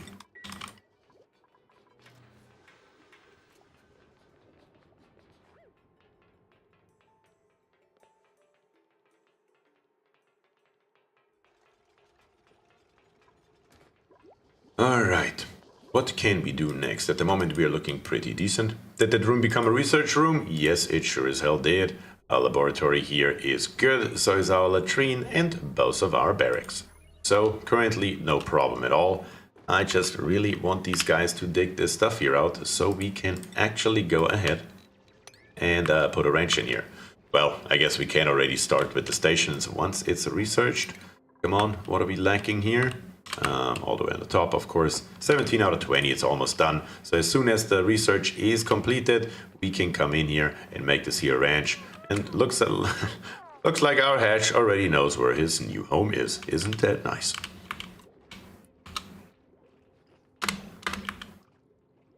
Alright, what else do we have? It's currently night. Let's fast forward through this. Dupes are sleeping. Not very long though. May have to give him, or it passed already so long that we have to give him a little bit more time. Maybe so. Do you have anyone with critter wrenching yet? No, I do not, and I'm well aware of it. We will get there pretty soon though, because right here we have Killjoy. As soon as he levels up, he is gonna be right here in critter wrenching, and clearly he loves to do so. Oh no, just two hatches. He hopped over to check out the wrench. Exactly. In research, now that we have a wrenching, we are good. Eventually, we will go over our agriculture up here for the hydroponic farm, but we are far away from using any of that. In power, we are still okay. We will need a smart battery very soon. We will need a heavy watt wire very soon, as well as a power transformer. But before I do any of this, I want to take care of our gases, so we're gonna come down here, and all I want is the airflow tile. Well, you know what, let's go one level further. Let's also grab us a carbon skimmer, just in case we need it. It's always good to have it available in case everything goes to hell. But right now, it still looks pretty decent, and I don't think we will need it just yet. Carbon dioxide here is building up, of course. And to alleviate that a tiny little bit, not alleviate it, but give it a little bit more room to breathe if you want, I guess. We will dig through here, so our two carbon dioxide fronts can actually combine, because right at the moment they are separated, one on the left, one on the right, and we want to make it one unified blob of carbon dioxide that then eventually will go down the same hole. And the same hole is of course over here on the right. Does it make sense to tidy the ranch to keep the hatches from eating your stuff? Truth be told, I'm not too worried about it. Hatches don't really... I mean, they eat the sandstone. There's plenty of that stuff laying around. Right at the moment, I think the dupes have much more important things to do than tidying up anything, really. We will do that later. I am also not somebody who likes to build a gazillion of storage bins. We are going to make this a wonderful infinite solid storage and call it a day. Slap it all in one tile and be done with it. Makes it much, much easier. Exactly, the copper ore will not be eaten by them unless they're stone hatches. And eventually I want stone hatches, very much I do. But at the moment we are fine. Starvation. Did somebody get trapped somewhere where they shouldn't be? Because otherwise you definitely shouldn't be starving. We have still plenty of muckroot in here, 20.4 kilograms. We have a little bit of food poisoning on here, but it really doesn't matter. At the moment it actually goes down just because of temperature, which is one of the benefits of Rime. You definitely cannot underestimate that. Come on, dupes. Dig this here out. Get it done. I would really appreciate it. Up here, I think I gave you a 6. I'm gonna make it a 7 now. And I put a 6 down here on the bottom, so this here gets done as well. Then in food, let's click through here. We have the critter drop-off. Now unlock the critter drop-off. Goes in the very front. Then in stations, we're going to have our grooming station, one further over. And then food, we're gonna have our critter feeder. And that is going to be our ranch, just as simple as that. Unfortunately though, these here are 96 tiles, but if you see, we have a hole in it up here on the top. Our ice has molten, and right here now we have a hole. So we need to do something about that. We're gonna do that right away, both of them, because the other one will melt eventually as well. All we need is a piece of ladder right here to get there, and that should do it. Dupes are so slow at the beginning of the game? Yes, that is an understatement. It takes them forever to get anywhere. My goodness. That's why I like to bring on dupes as quickly as possible, so stuff actually happens. We're still at 16,000 calories. Slowly but steadily, we will have to do something about it. We have any more obvious muckroot sitting around? Yes, over here. Let's dig it up. Down here on the bottom, we have even more. And with our ladder, let's keep on digging down. Right here. We have a little bit of carbon dioxide, but it's only 400 grams and 480 grams. Down here, or up here, not down here, we have 725 grams. So if we come down here, we definitely have more space to pump more carbon dioxide in here. And we are also slowly but steadily getting into the iron ore area. In temperature wise, we are at still not much worse, still at negative 40. It's just gonna stay there for right now. That's perfectly fine.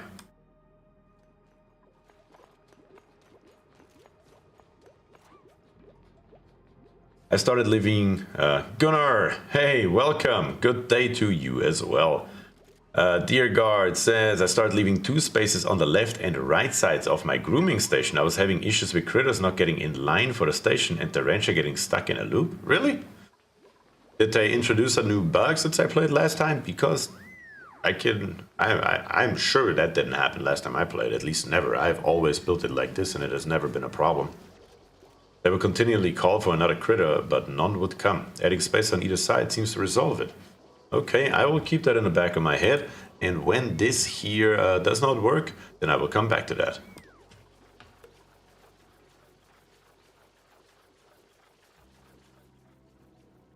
Okay, we're getting our muckroot here up. Definitely very good. We are now at 19,000 calories again. We are just gonna live off the muckroot. And that's another reason why we are playing on default.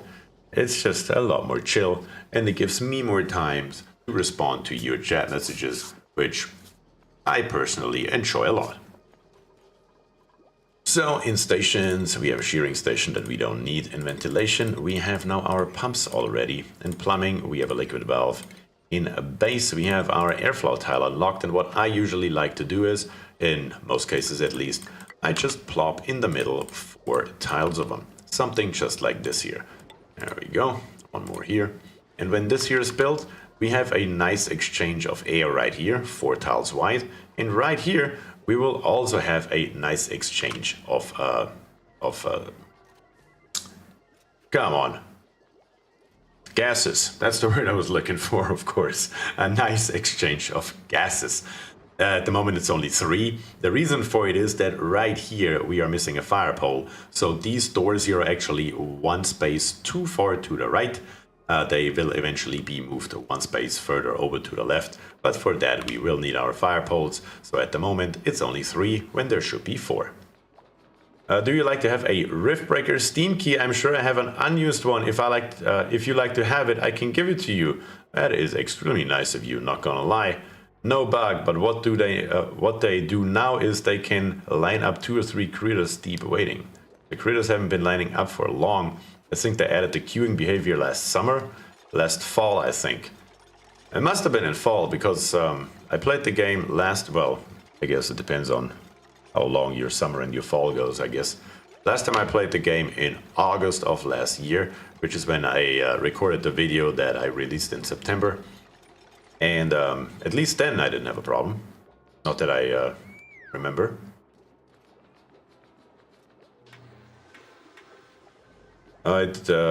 Dear God says, it definitely looks like fun. If you want to give one away, I would gladly accept. That is awesome, guys. I love to see that kind of generosity in chat. That is always very nice to witness. And eventually, I may have something cooking where I may have my own Steam keys to give away soon, again on my channel. So wait for that. You will see it when it happens.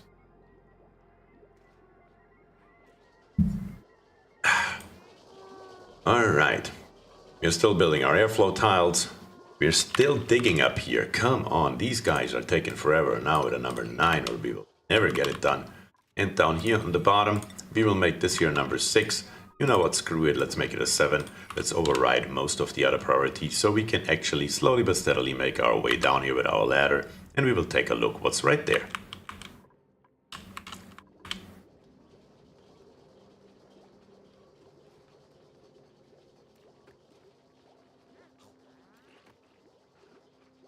It's not a new problem, it's actually a new solution. The critters queue up for ranches, which means you don't have to design your ranches to force the critters to stay close to stations.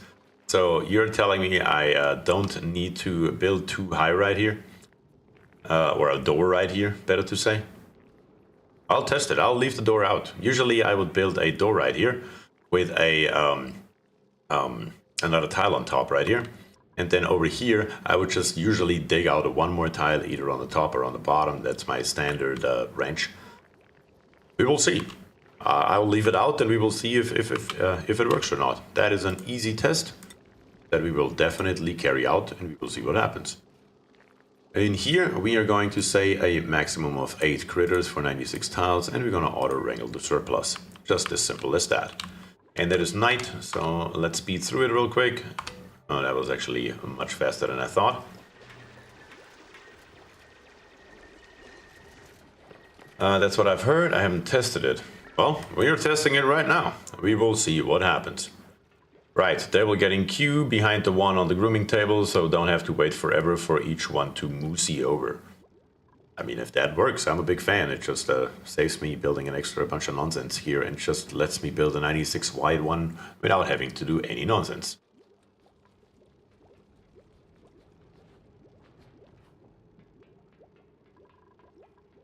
Benefit of the doors for auto sweepers keeps everything in a tight area. Very true for later stages, but until we get in this game here, being in cycle 9 to an auto sweeper, yeah, that'll be a while. For early game, not having to do this, anything that I don't have to do in the early game is definitely a good thing.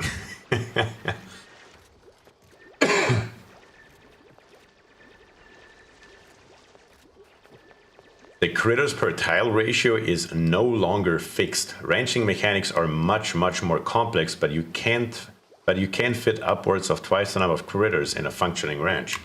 Okay, well, we will plop some critters in here and we will see what their behavior is. And learning by doing in this case, I guess. Again, I have no idea about the latest updates. I didn't read nothing about it. No idea what exactly they changed and how they changed it. I guess I will find out one way or another. Plan ahead, be prepared. You're not wrong. I can't disagree with that. I can't disagree with that at all. You need some stuff to do that. Gassy moose. Okay, well, that is a critter that I have barely ever ranched. I mean, maybe twice in something like 1,200 hours or so. So I don't foresee that becoming a problem anytime soon. Okay, Alfie. Let's get it. 10 times speed, and we should have our critter feeder in no time. Wonderful. The only problem is, now we have a bloody shine bug in here. I'm just assuming they're just as useless as always, so I'm just gonna get rid of it. Where is our standard hatch? Hatch, hatch, hatch, hatch. There you are. We are going to feed. Let's see. What do we actually have in resources? Not clear news. See all in sandstone. We have 131 tons. Yeah, we're gonna start with that for right now. That is definitely not gonna hurt anything. Lost my hatches again. There they are. We're gonna go to sandstone and plop it in there. It's like that. Now, we do of course need some skills for that. And who is our rancher? Killjoy is at 1539, so we need a little bit more time until we can unlock critter ranching 1, but we will get there.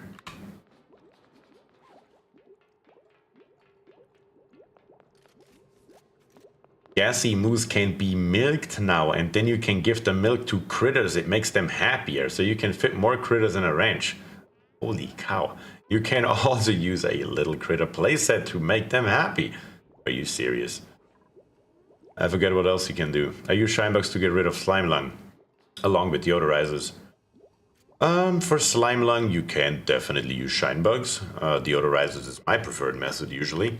But what you can also do is you can take your uranium ore right here and build manual airlocks out of uranium ore, which will then give off just a tiny little bit of radiation, which is enough to kill it. Which is also one of my preferred methods.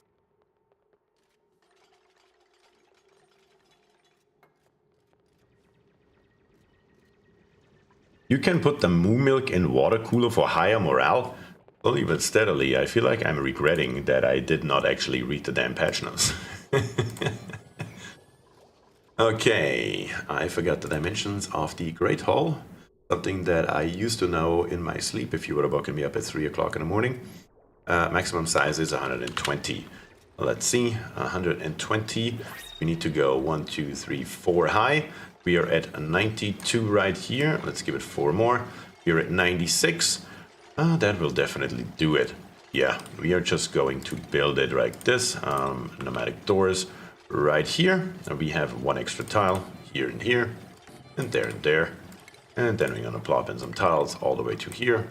And on the other side all the way to there. That was 1 too many. Grab our airflow tiles and plop them in. There we go.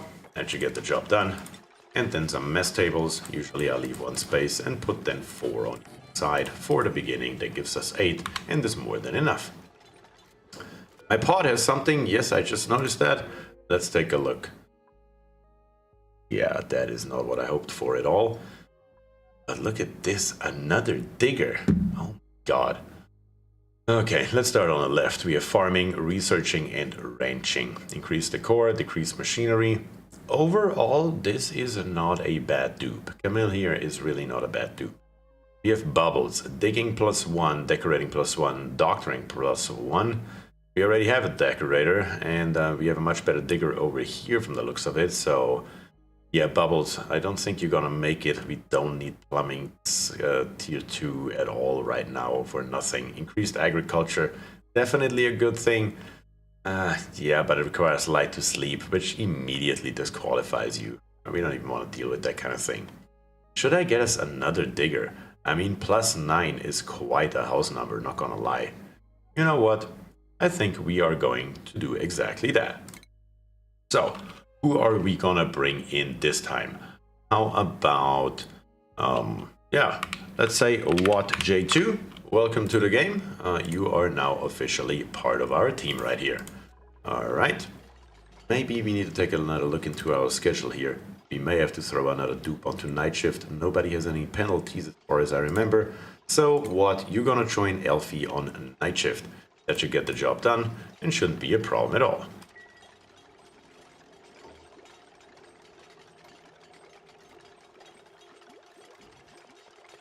I have yet to use the uranium ore door. Learn something new. Well, awesome. I love to hear that. It's a really great trick. Once we mine over here, I can absolutely show you that. The problem is, we can't. So it will be a while until we can actually get rid of this stuff here. But at the moment, or the moment we can do it, I will definitely show that off on stream so you can see what that looks like. It's a really good trick. It helps against zombie spores. It helps really against whatever you want to get rid of. In liquids, we don't need anything. Colony development are just fine. But as I said earlier, I think it's time for a power transformer so we can get started on our power grid. It is cycle 9, and as soon as we are down here, that would be a really nice location right here for our power grid. It's nice and far away from the base, all the way on the very bottom. Yeah, that is certainly something that will be a good place for starting a beautiful power grid. A bit off topic, but have you heard or played Against the Storm? Yes. Thank you. Against the Storm, I have played it, and it's a really fun game.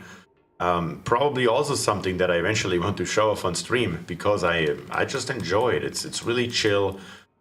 Even on the higher difficulties, it's bearable, like the amount of stress you have while playing the game. So that will definitely make an appearance at some point as well. Have you tried Mind Over Magic yet?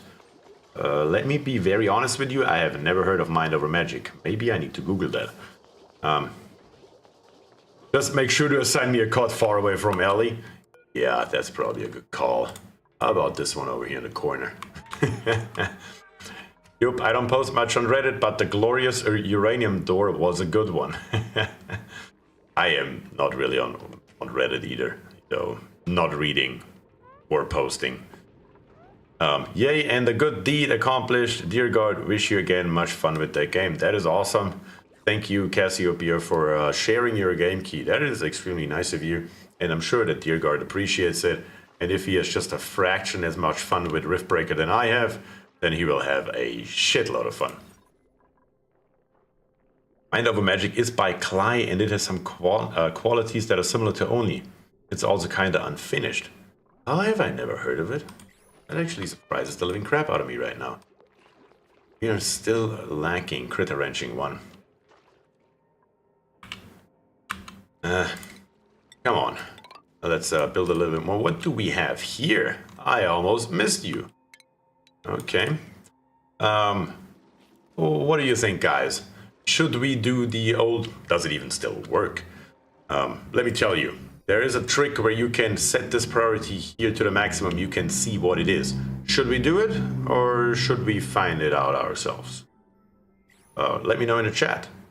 And whoever has the most votes looking it up or not, that's what we're gonna do. It's that simple. Not like this. Come on. Normal priority for digging. Do it, do it. No. We have 2 yes. 1 no. It's fine, you can. It's 3-1. Any more opinions? Whatever. Alright. We're gonna take a look. Guys. It is a iron volcano. It's gonna come in handy here very soon.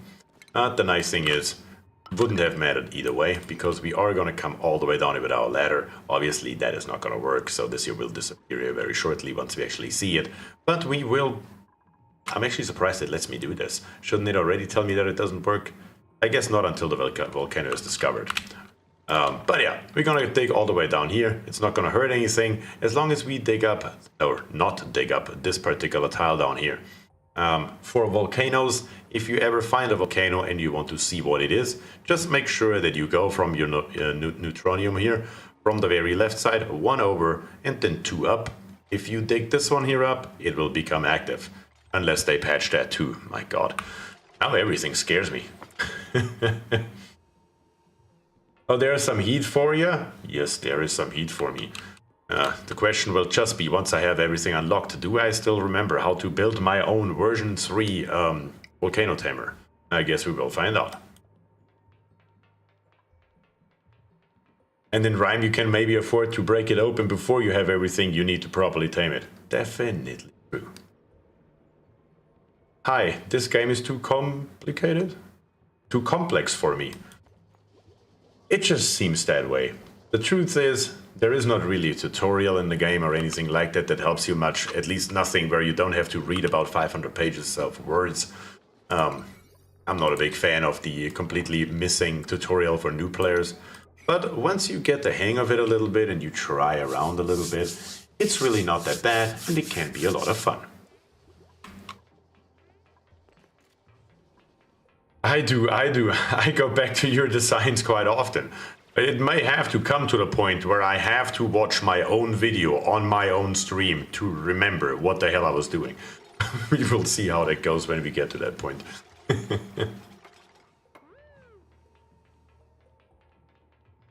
That's still the same, that is the tile of interest, though I have seen instances where others have gotten neutronium pads that were only 3 wide, so that can goof you up. Okay, that also gotta be new then, I guess, because I have never once seen one that is only 3 wide without somebody messing with the game. But of course, again, anything can change. Alright, slowly but steadily, we are getting somewhere. We have a new blueprint as well. Print. What do we have here? We have a splendid violet glitter Atmo helmet. Protective gear at its sparkliest. Alright then, I guess. I have seen 5 wide and 4 wide, but never 3.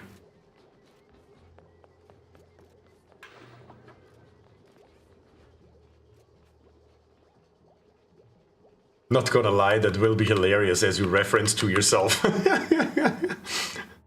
Like, okay guys, I need 5 minutes of silence real quick. I need to watch my own video. I'll be right back. Oh god.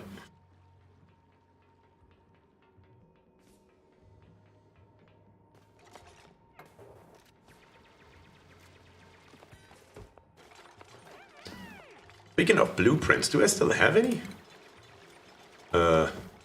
No, of course. Because since I played the last time, I also formatted my computer completely from scratch. It's a good thing to do once a year, by the way, just as a tip from my end. And of course, all my blueprints are gone. No blueprints loaded. So even my volcano tamer and everything else is gone. But that's totally fine. Once again, it does help to preserve your own memory on a public platform like YouTube.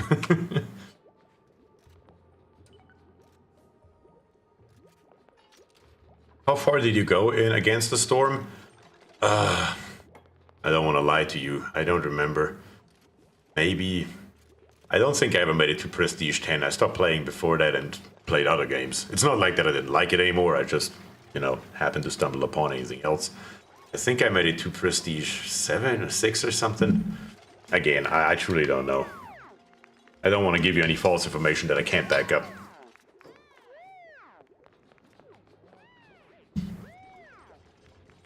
Or just wing it and mess it up. That would probably be the more fun content to watch too. BierTier messes up his own design. Oh, grief.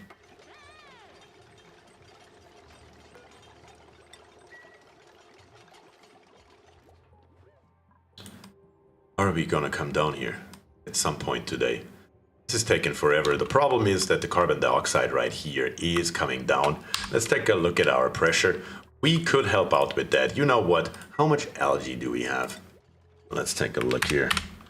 We have 8.1 tons, and when I look around, we have a bunch more here, a bunch more there, all around our base. Up here on the top, we have some more. Okay, and here's the mother lode. Yeah, I think we can afford that we plop in another one right away. And the reason for it is that we are increasing the gas pressure in our base, which will then eventually drive this carbon dioxide quite a lot further down, which means the dupe that comes down here to actually build this ladder right here doesn't have to come up this far, but can maybe breathe right around, maybe right around here is my guess. When we have a second one, we will see that that should work. But down here, let's think about the infrastructure just for a little while. We're gonna leave a good amount of space right here because the volcano tamer is not small. So eventually we will build it one way or another. Right here, I'm gonna do the exact same thing. We are gonna come, I hate this glitch. There we have it. Gonna come to somewhere right here. That is where we're gonna build us 3 of our coal generators.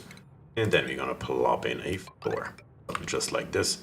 We're gonna go 1 higher, so we are 1, 2, 3, 4 high. On the 5th one, we're gonna build us another one. And then in power, we're gonna go straight for a power transformer. Something just like this. And usually I like to start directly with 2 because it's so fun. And then right here, we're gonna come with a heavy watt wire all the way across here. This is what that should look like eventually. Then we're gonna have a standard wire bridge. There we go. Come out here. And the second one we don't need because it's right there. And we can come straight up. Now with this here, we can then power most of what we need in our base very, very quickly. So that is what we are going to do. First of all, we're going to give the command that we actually dig all this stuff here out. And then they can build it. Of course, once again, it will take some time because it's so far down. But I'm doing this for a reason. It's not due to heat. It's mainly due to carbon dioxide. Because once we are making it a little bit further down, maybe over here in this corner right there, I may be building a, what is that thing called in oxygen? A carbon skimmer system, something like this here. And just so to get rid of our carbon dioxide until we can come up with a better solution.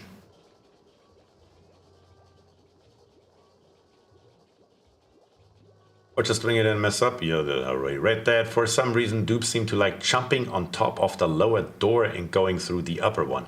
I just find it irritating, but it might be slower too. It is. I am closing the top ones because, yes, it's, that's exactly as DearGuard said. They like to jump up here and do their work from up here or just go through here for who knows what reason. It looks stupid and it is in fact slower. Therefore, we're just gonna close them and prevent the dupes from doing it right away. Theoretically, you wouldn't have to build 2 doors up here. You could put in 2 airflow tiles or normal tiles or whatever else you want. I just like to build 2 pneumatic doors because it's really easy to just copy them and put them in just like that. Makes it just a little bit faster to build if you are in a hurry. Take a look in our research once again. We have now all of this here. Our smart battery we will need very soon as well. And of course, to complement our smart battery, or better to say to actually be able to build it, we will need a rock crusher. So first smart battery, then the rock crusher. The order really doesn't matter because we need both. So we're just going to start with the top and work our way to the bottom.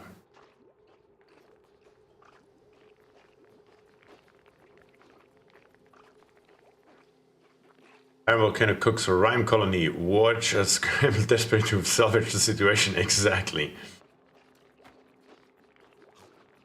Interesting. I don't recall it happening to me when the dupe chooses the longest path. It may well be that at some point that they patched that out. I have no idea. I've been told it's still the case. But it's just a force of habit and it doesn't hurt anything to close those top doors.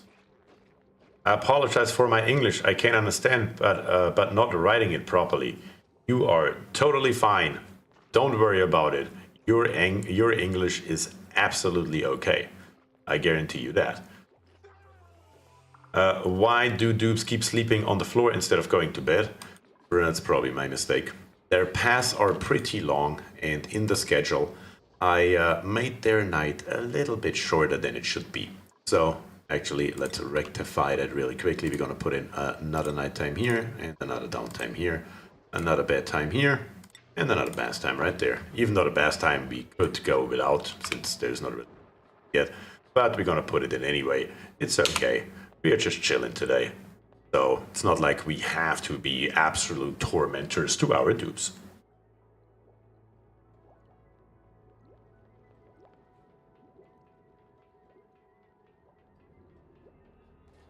trying to learn Spanish, so I totally understand.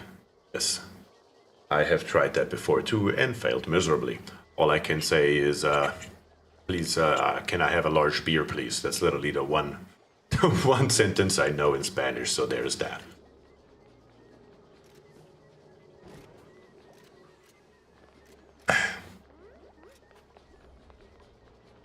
If you do double the doors, they will most definitely still choose to use the top door at times. Yeah, for example, when they are trying to go from here to here, they will jump up here, then come out and go there. That is their path that they are choosing because, you know, in a straight line, it is the shortest path, but the animation it takes to come up here, then stand on here, and then jump over here is a hell of a lot longer than just coming here and climbing up there.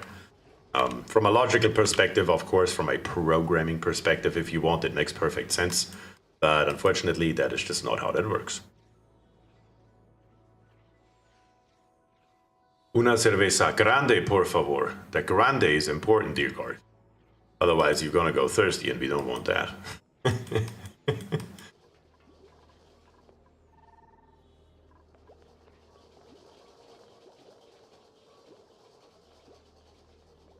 Alright, slowly but steadily, our farming station over here is coming together. We just need a farmer. Not farming. Ranching, of course, I mean, obviously. About 50% of the way there. We have Watt. We can give him hard digging. Now we have 3 hard diggers. Better too many than not enough, I guess. But that is okay.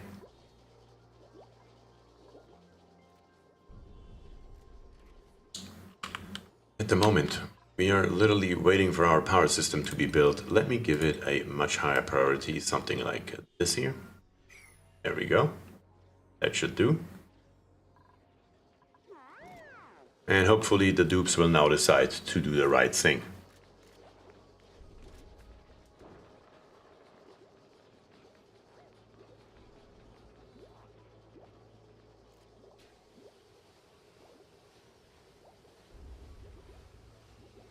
Ein Bier bitte.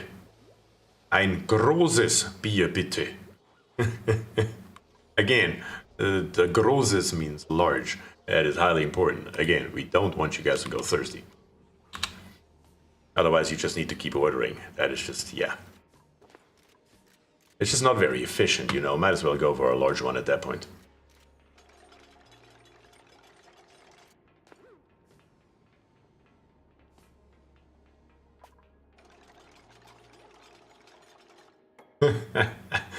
Oh man, the worst part of any language is idiomatic expressions. Yeah, you don't have to say that one twice. You know, the funniest part is when I first moved to the United States, I was 21 years old and I thought my English was somewhat decent. What I didn't realize is that I moved to Alabama at the time. So then I figured out my English is actually very good, just theirs is not. But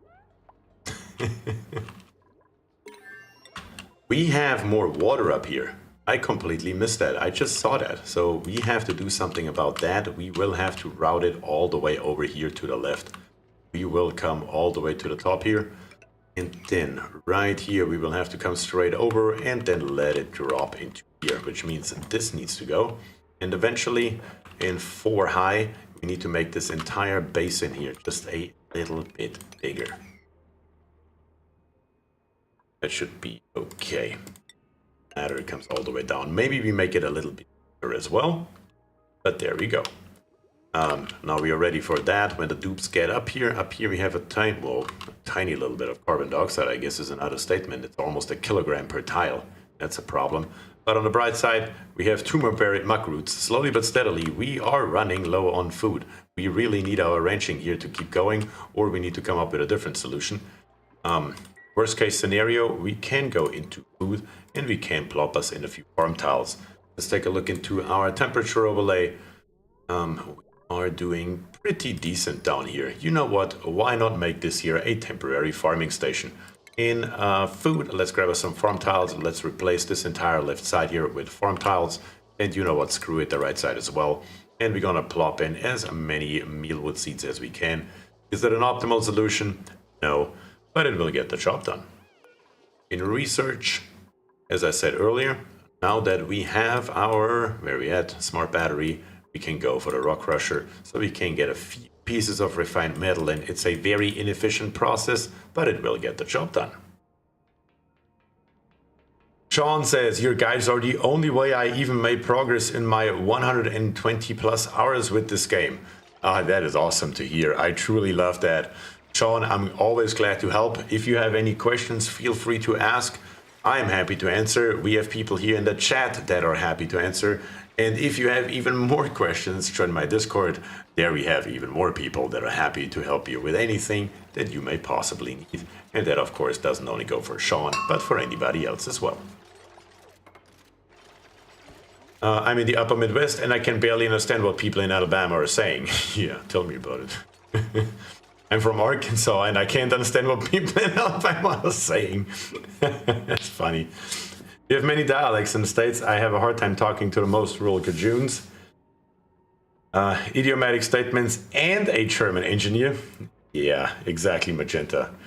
Zwei Fliegen mit einer Klappe schlagen. Slap two flies with one slap. Yeah. Or with one, I don't even know what this is. What is that in English? A fly slapper thingy? Whatever that plastic thing is called that you are slapping flies with.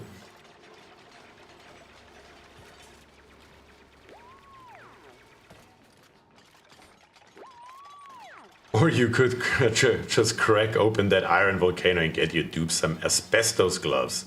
Fly sweater, yes, exactly. Swat two flies with one swat of the fly swatter. That would be the actual literal translation, and probably makes no sense. It's kind of like, what is the American expression that would be the same? I don't know. What would Americans say? Is it not something like killing two birds with one stone? Two birds with one stone, that's right. Exactly, we say you can swat two flies with one swat of the fly swatter.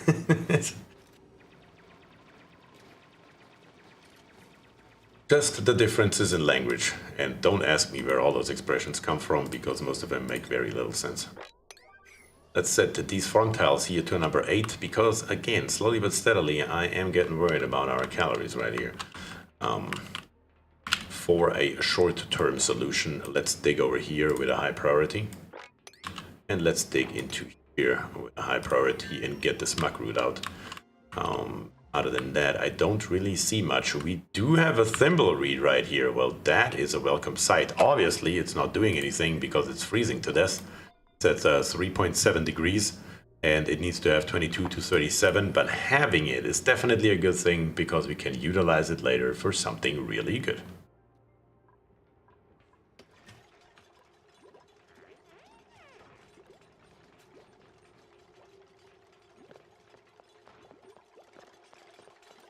All right, our first front tiles are coming in. The research is done.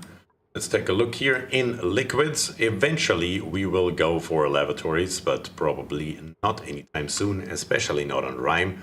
But what we will need is a water sieve. So we will go ahead and we will grab us the water sieve. Then we have the water sieve. We have the airflow tiles. We have our pipes. And we have in gases, I believe. Yes, our carbon skimmer. And those are all the ingredients we need to get rid of all of this carbon dioxide here in absolutely no time. Well, there's one more thing that we need, and that's heat, but we will take care of that very shortly as well.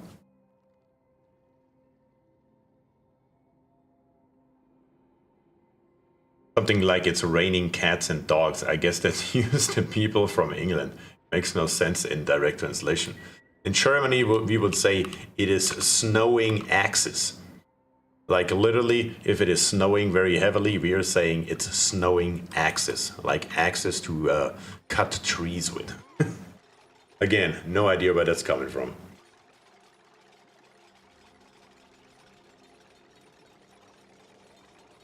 I killed two birds with one stone by making an idiomatic expression while appeasing to our Alabaman German overlord. My god. Oh god, Magenta.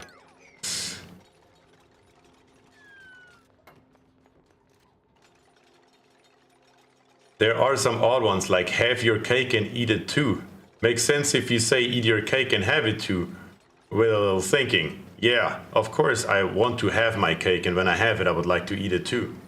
That kind of would make sense, wouldn't it?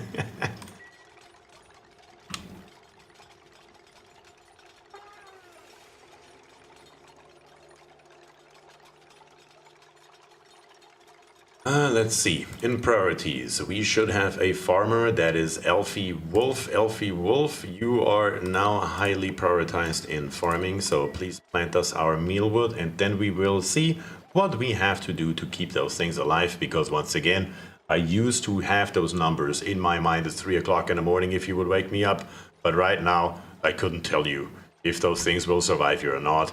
It has 14 degrees, so my answer is, or my guess is gonna be yes.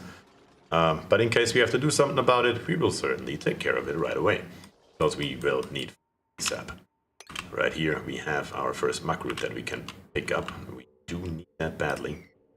Going to increase once again our priority on this side to get more muck root, because once again I am slightly getting worried about food at this point. I thought we'd get there faster. Yeah, again, if you don't play it for a while, that's what you get. We have Deerguard. Deerguard has leveled up. We can give him either field research or astronomy. Astronomy is probably not that useful right at this second, so we're gonna go for field research, which allows him to use geotuner and geographical analysis. With the analysis, you could go ahead and take a look at this volcano down here, this iron volcano, but that is of course a little bit early, and also, as a matter of fact, we're gonna stop here. It's not going to happen anytime soon anyway. This is a level 7 priority and the dupes are doing nothing. How is our pressure looking in the base? It is slowly but steadily getting better. It was all the way up to here. Now it has sunk in only 2 tiles. I expected it to be more. Yeah, I know why. Because they're not running. My god. Who is our supplier? Didn't I give somebody supplying? Yes. Manthan Ray, I still am butchering this name, I apologize for that. But yes, we really need you to supply, please, some algae to our oxygen diffusers. The quicker, the better, in this matter of fact right here. And there he is already on the job, thank God. We need that badly.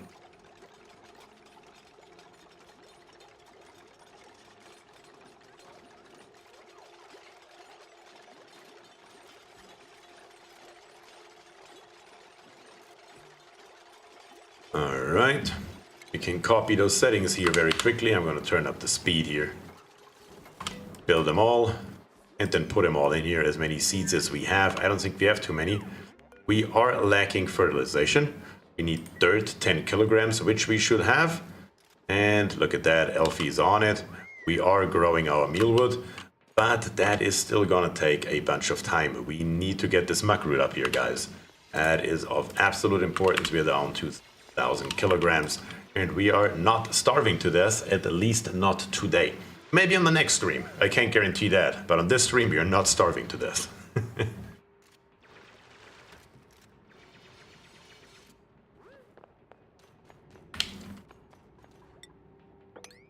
Right, let's grab this muckroot here, guys. Get ASAP. Highest priority. And as a matter of fact, I'm going to increase the priority once again to a number 9. I want to get up here, not for any other reason than for this buried muckroot.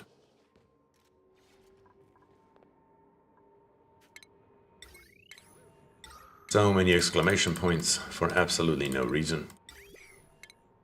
There we go. Get rid of all of them. Every last one of them, please. There we go. And research completed. That has been a while ago, as a matter of fact.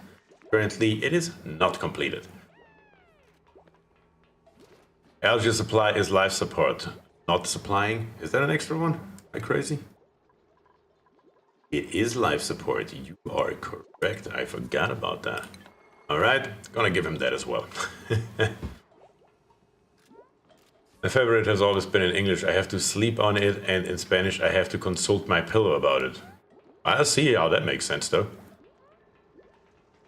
Check by clicking on the diffuser in the errands tab. Absolutely, that is another way to do it. Right here we can see exactly who's doing what for this particular errand, but I think we have it now under control. My favorite language fact was when eons ago my ancestors went,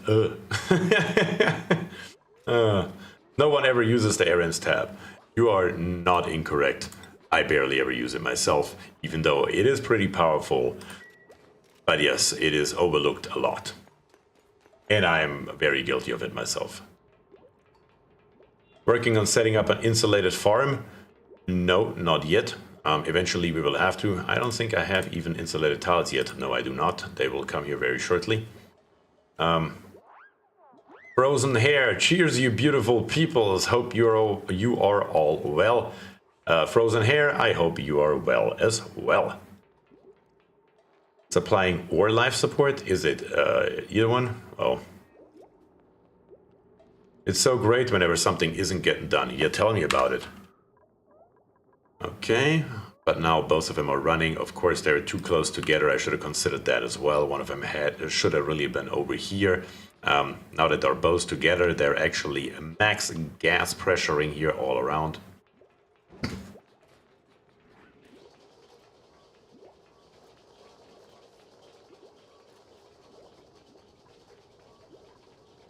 But those are just some minor issues that we can solve in the long run.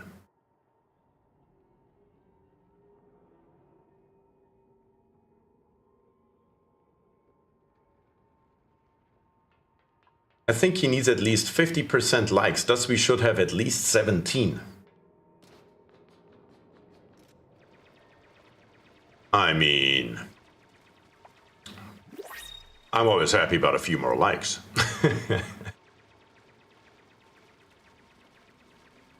Check the errands tab and figure out why, unless the problem is why something isn't getting swept. The errands tab doesn't help there, unless you know where it's getting swept to. Well, that won't be a problem here, because I will know where it's getting swept to. As soon as we have unlocked D, I don't even know what that building's called anymore. I'm telling you, getting away from this game for a while does make it slightly confusing. I believe it's in colony development, isn't it? What is that thing called? Let's see here, solid transport. No, it's right here, the automatic dispenser. We are not going to sweep anything until we have this thing here unlocked. Then we slowly but steadily will think about it. We will get the fire pole next though, as soon as our research here is done, which should be relatively soon. DeerGuard is working hard on it. Then we will go for our fire pole so we can actually complete this here and can make all this here the way it is supposed to look like. And that should make it a hell of a lot better, and especially faster, because right at the moment, see how slowly the dupes are going down here? Every time, or the time that they're spending in this environment right here, this carbon dioxide environment, while they're coming down, is time lost in building. So if we can get a fire pole in here, they're going to get down here a hell of a lot faster. Therefore, they have more time to build before they have to go back up and gasp for air. Definitely going to increase our efficiency drastically.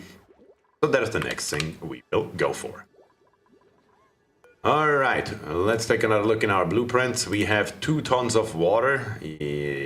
God, I don't know how to go. Are you aware of the move to command? I think it was in the game in August. Move to command, you are talking about this command? Pretty sure this command has been in the game as long as I've been playing it. So yes, I am aware of it. But I don't see exactly how that helps me right this second. Other than it will interrupt the tasks that they're doing right now. But regardless, we're gonna take a look at the blueprints. No, click on debris. Move to an object. Will that make it pick up right now? Is that what it's doing? Well, it probably has nowhere to store it. Or, oh, this here. I can tell it. Yes, I do remember that. Yep, I gotcha. You can tell a dupe to take a piece of debris and put it to somewhere else. I do remember that. That was just released right around the time when I put out my last video, because I do remember it. I don't think I have ever used it for anything useful though. All right, let's take a look here. We have Abe. Supplying +10. Radiation Eater converts radiation exposure into calories. Alright, we're gonna send you up into space. increase creativity, and decrease construction. But overall, plus 10 strength, once we are actually starting to get rid of all this debris here, he may become very valuable. Ruby right here, we have farming, supplying, and tidying. Plus 1 agriculture, plus 2 strength, and again plus 2 strength, so a total of plus 4 strengths, because supplying and tidying is, well, at least from the abilities here, the same. Super hard digging, tier 2, but is flatulent. Maybe I should read the negatives first. That probably would save me a lot of time, wouldn't it? And we have Turner. Building and suit wearing plus 4 athletics makes him a hell of a lot faster. Also a radiation eater and building impaired. So we can choose between Abe and Turner. I think plus 10 strength is plus 250 tidying speed, which is definitely a hell of a lot of time that we are saving, and 400 kilograms of carrying capacity. I think that will be helpful. So we're gonna choose Abe. Okay, let me take a look into the chat. Who have we not in the game yet? I am once again choosing randomly. I know we don't have Iris yet, or Iris, or however I am supposed to pronounce that. My apologies once again for butchering your guys' names, but Iris is now in the game. Welcome to the map. Let's see. Click on debris. No dupe, just the object. Yes, okay, we talked about that. You can select a bottle of mopped oil and have them pick it up and put it down somewhere you choose. Really nice for infinite gas storage. Definitely, it does come in handy for that kind of thing. If you want to move one particular thing to a very particular position, that's definitely going to come in handy. Building them, that is. Oh, I haven't considered using it that way, just so used to setting up liquid drop-offs. It's a way to do it for sure, though. To help you more, I changed Patreon to Senior Engineer. Cassiopeia, thank you very much. I truly appreciate your continued support. I'm really, really thankful. And to make a little bit of advertisement for myself here on YouTube, I introduced a new membership. The lowest level that I can set it to, it's only 99 cents. So if you have 99 cents left over, feel free to join, and you will get one of those wonderful bear paws right beside your name as well. But of course, that is always optional, and I would never want you to spend a dime if you are not 100% sure that you have it left over. Down here, we're getting there, but we need to, of course, finish this research right here. Maybe I need to increase this here a little bit as well. They are really not doing a hell of a lot up here. Not entirely sure what they're working on, but if it doesn't go fast enough, we can always increase our speed to 5.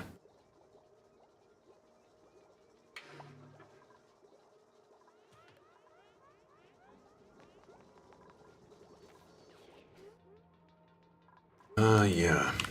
We need to get those 2 muck roots right here.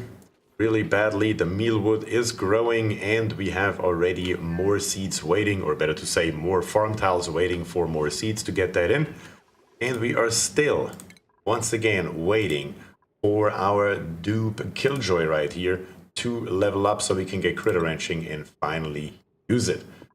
Here we have Iris, and Iris can do even more carrying, another 2 strength. We're gonna get her hat, of course, like everybody else. And on top of that, when we take a look into priorities, now that we have Iris, Iris is going to do all the tidying, all the supplying, all the storing, and of course life support right here. Yeah, this is algae, terrariums, deodorizers, and water sieves. You know what, we're going to slap that on you as well. That is all your job now, and you should be able to do that very well. What else did you have though? Decorating. Yeah, we're not going to mess around with that yet. We will get to that fairly soon, but right at the moment, just moving stuff around is your #1 priority.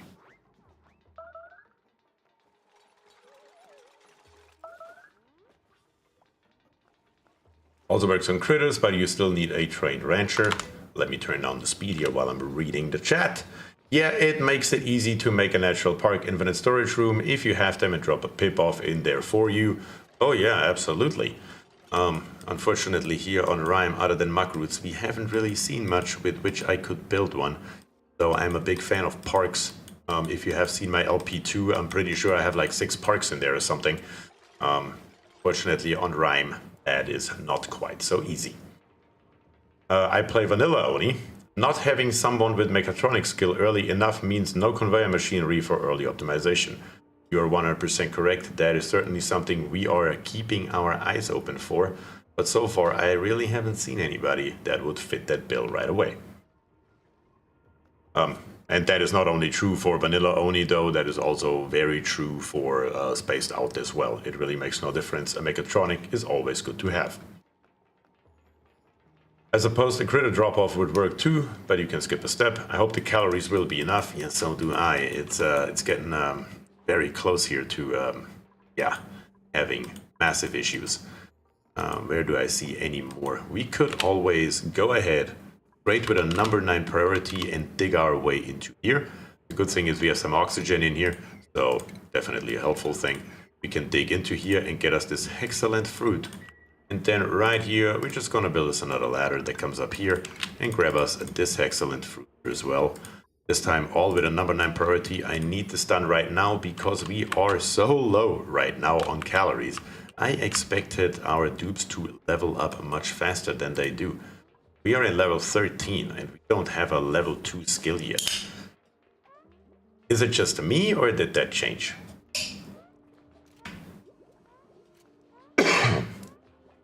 My apologies. But right here our mealwood is still only at about 40%. Yeah, definitely need to grow this faster and we need to get our ranch up and running. As soon as the ranch is running, we are far beyond any problems. But right now it's not looking too hot in cycle 13. If we keep on going like this, we may be dead by like cycle 16. And I hope that is not going to happen.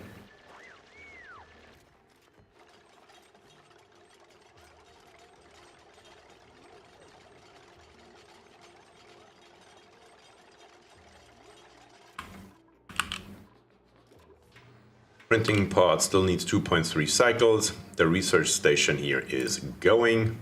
A little bit more research and we should have access to our fire pole, which will then in turn give us energy. Again, the only reason why this here takes so long is that the carbon dioxide here prevents our dupes from working efficiently. So that has to be changed as soon as possible, and that will be changed as soon as our supercomputer here is done.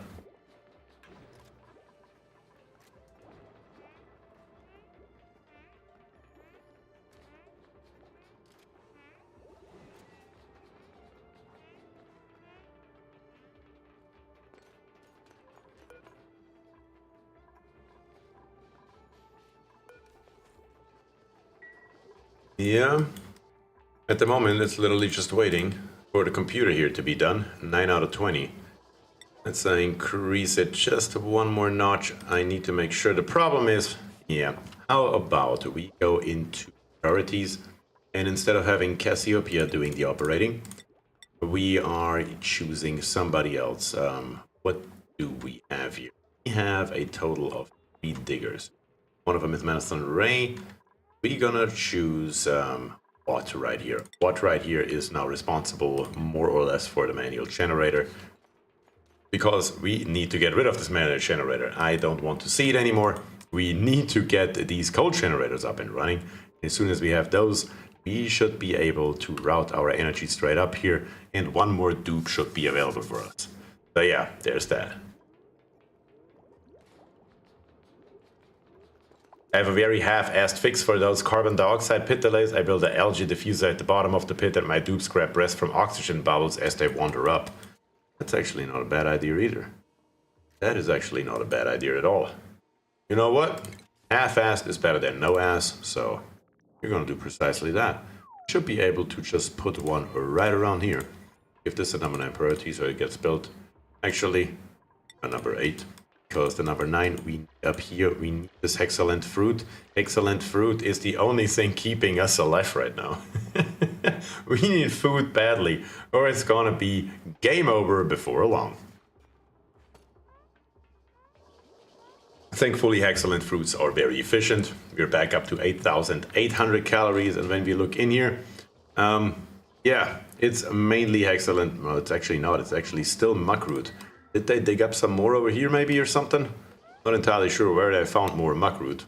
Probably inside of one of those little crevices right here. Other than that, yeah, not entirely sure. Luckily, hexfruit has a lot more calories than muckroot. I couldn't agree more. Like I said, it's the only thing that's keeping us alive right now. Apparently my calculations for this farm here were way off. Thankfully, as usual, there's more than one way to skin this cat.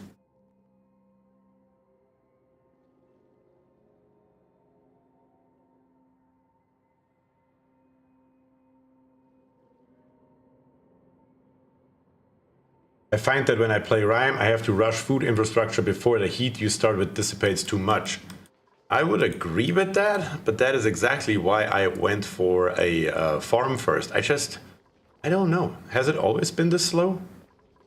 That our dupes level up? Apparently my memory is betraying me badly here. We are still only at 3854 out of 5204 for critter wrenching. I have a feeling that used to go a hell of a lot faster. But again, I mean, a half a year not touching the game is a pretty damn long time if you have 1200 hours in it. But we will get there. A little bit more coal. How is our temperature looking in the base? Okay, it's okay. Still no problem. Our mealwood needs to be between 10 and 30. Yeah, that one here on the outside is slightly questionable, but right here we are at 13.4 degrees. And once we are done with this, with our fire pole right here, let's take a look. What can we already plan for? We don't need, we don't need rockets yet. No plastic, no natural gas, no petroleum generator. What would be useful right around now?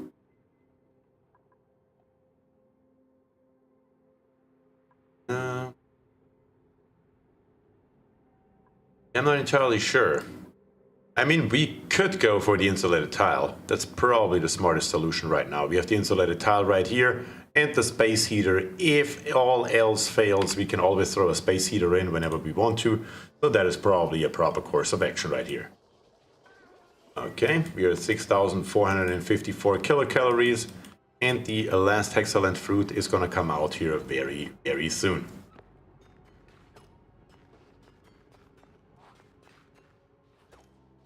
And Frozen Hair just became a supporter, the lowest, but also not the, that is the wrong thing to say, not the lowest, the cheapest tier. And I still appreciate it as much as any of the other tiers. Thank you very much for being a supporter of my stream and my channel. I truly appreciate you. And the next dupe will be for you. There is absolutely no question. Come on, build this terrarium here. Terrarium. How do you say that? I don't know. Maybe I need another English lesson, guys.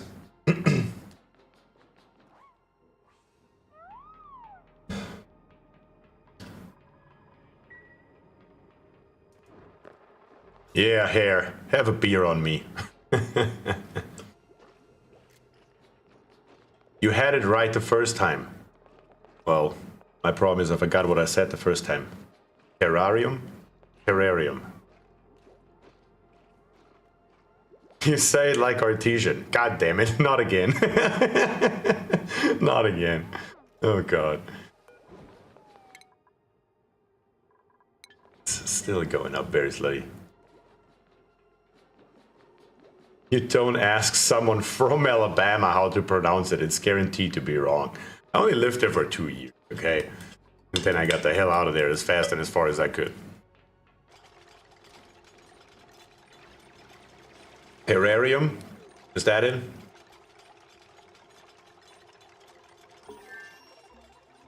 Is the red one senior engineer? No, the colors of your little icon there actually change over time. The longer you are a supporter or a level 1 or a level 2 engineer, the different your color is. Like for example, the one beside Krivwak, he has been a member for 2 years. So I'm pretty sure that is the highest that you can get I would have to look it up. I'm pretty sure there's nothing higher than red at the moment. I can add some more, and I probably have to, specifically for BierTier and for magenta. But yes, it changes automatically the longer you're a supporter. It starts with the green, and it becomes slowly more and more towards the red color. And I think it's 1 year that you need to have to get to red, if I'm not mistaken. Don't quote me on it. Okay, that is done all the way. We are going to insulated tiles and space heaters. We are overachievers. Yes, you are. There is absolutely no discussion necessary.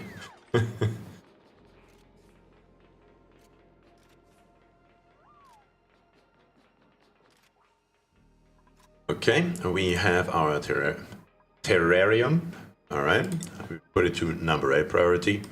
And hopefully we can get some bubbles out. I really, really want this thing here to see running. We can already go ahead and take our right side wire right here. And how we are going to do this is pretty simple. We are routing it so we have these 4 spaces here available. This one here is the first one, and this is the one that we're going to use to come up. And we already get ready to connect it into our batteries right here. So this can be built as well.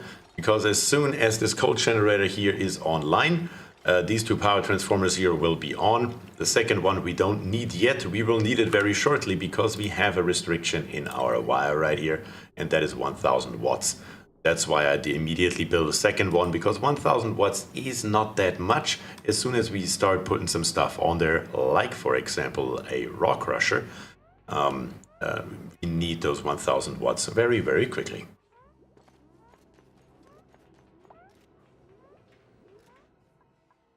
Show us the F4. Yes, I can show you the F4 right now.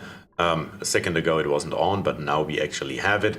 We can leave that here. It is using algae, it's using water, and it's emitting oxygen and polluted water. And speaking of the devil, we don't have polluted water yet. I keep forgetting about the bottle emptier. I need to turn this off. Even though this polluted water down here that our terrarium is producing is not going to be polluted with germs, it's still not good to throw it into our water tank, so we will avoid it at all cost.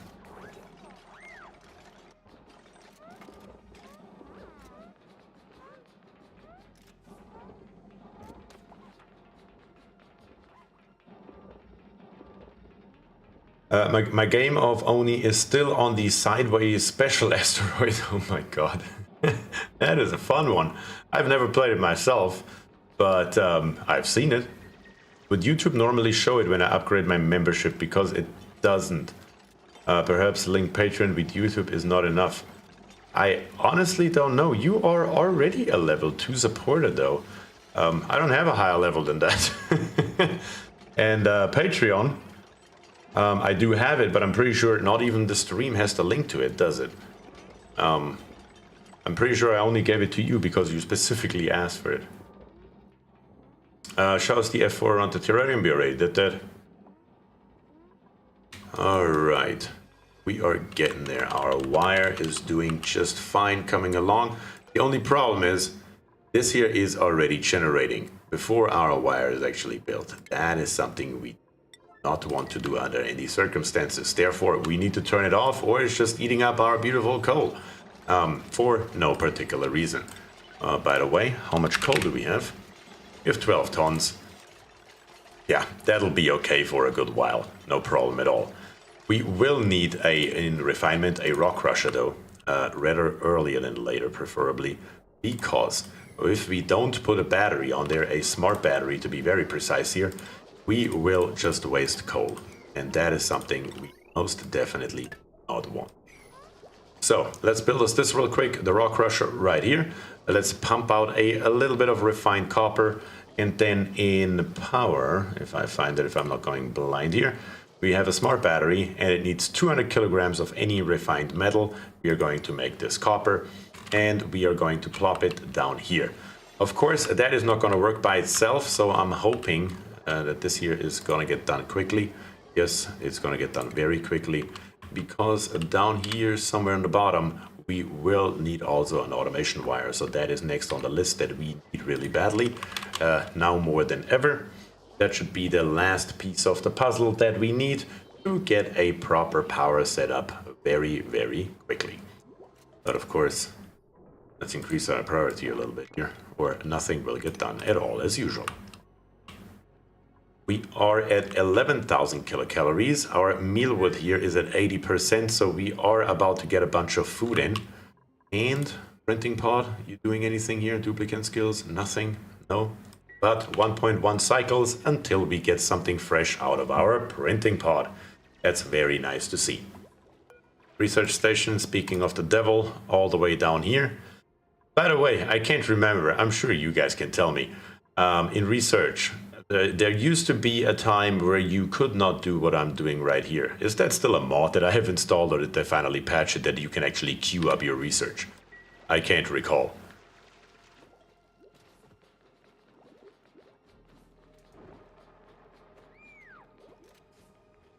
As an added bonus, once you make your first refined metal, it becomes a potential option from the printing pod as well. Really? That is how that works? I never paid attention to that. That is actually insane that I did not know that. You can queue research without a mod? Okay, I do remember a time where that was definitely not the case. And you didn't need a mod. It may be that I still have a mod for this installed and I don't need it anymore. Who knows?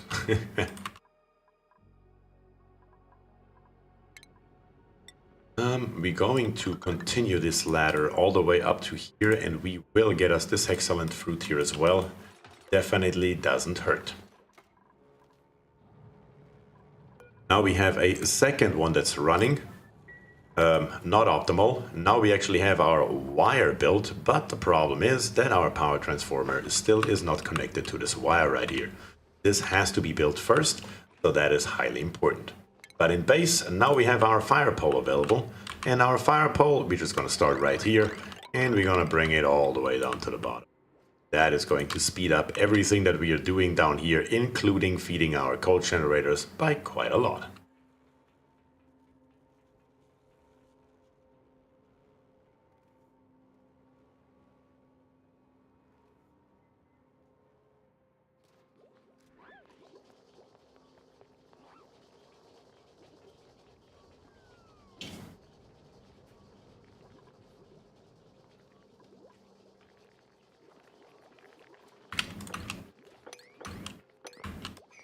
Alright, let's dig this here out as well. Let's fast forward through the night. There we have it. Wonderful, just like that. We are doing just fine, surprisingly. Food is a little low, but we're just gonna ignore this. Yeah, right here, our mealwood halted production at about 90%. That's a bummer, not gonna lie about it either. But what we can do about that is, we can, down here on the bottom, build us 1, 2, 4, 5 low, a row of insulated tiles to contain our heat as long as possible, get rid of all this stuff right here. And eventually I will move the jumbo battery down here to the bottom, just so we can retain a little bit of power. But we will probably need a space heater at least for a short amount of time. Just so we can get this mealwood out of here, because once again, we are dying from hunger, and that is a bad thing no matter how you look at it. Once again, over here, I will speed this production, or better to say, this building here up. We are once again on the brink of running out of food. To help with that as well, we're gonna come over here.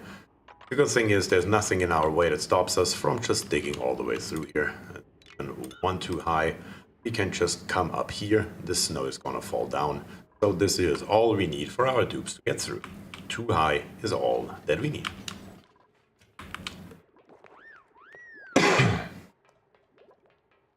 Same with metal ores. Once you dig some up, it's a potential option. Gold amalgam, for example, would be a potential option after you dig some out manually. That is absolutely insane that I have never actually paid attention to that. I had no idea. I just assumed it's completely random and didn't spend another thought on it in all my hours of playing this game. Oh my god. Even counts for secondary planetoids. If planet 2 has an ore, planet 1 does not, and you dig some up, you can get it that ore from either printing pod. Yeah, like I said. Wow. No clue. Our algae terrarium, I'm gonna leave that here for now. It's not gonna hurt anything. But yeah, right there, polluted water. Did we already put some in here? No, I caught it early enough, thank God. Again, wouldn't be the end of the world, but it's also not optimal. So right here, polluted water has to be turned off the moment it becomes available. As long as it's set to the check mark with your first liquid, the others will be automatically activated. This is only a concern at the beginning, but now that we have the polluted water turned off, all the other fluids that we will discover are not going to be turned on immediately. So we definitely need to make sure in the beginning that we take care of that, or it will become an issue and it will potentially overwhelm you if a tube maybe doesn't find the outhouse. Speaking of that, we only have 2. That's also a problem. So let's add a couple more tiles right here and add another one just for safe measure.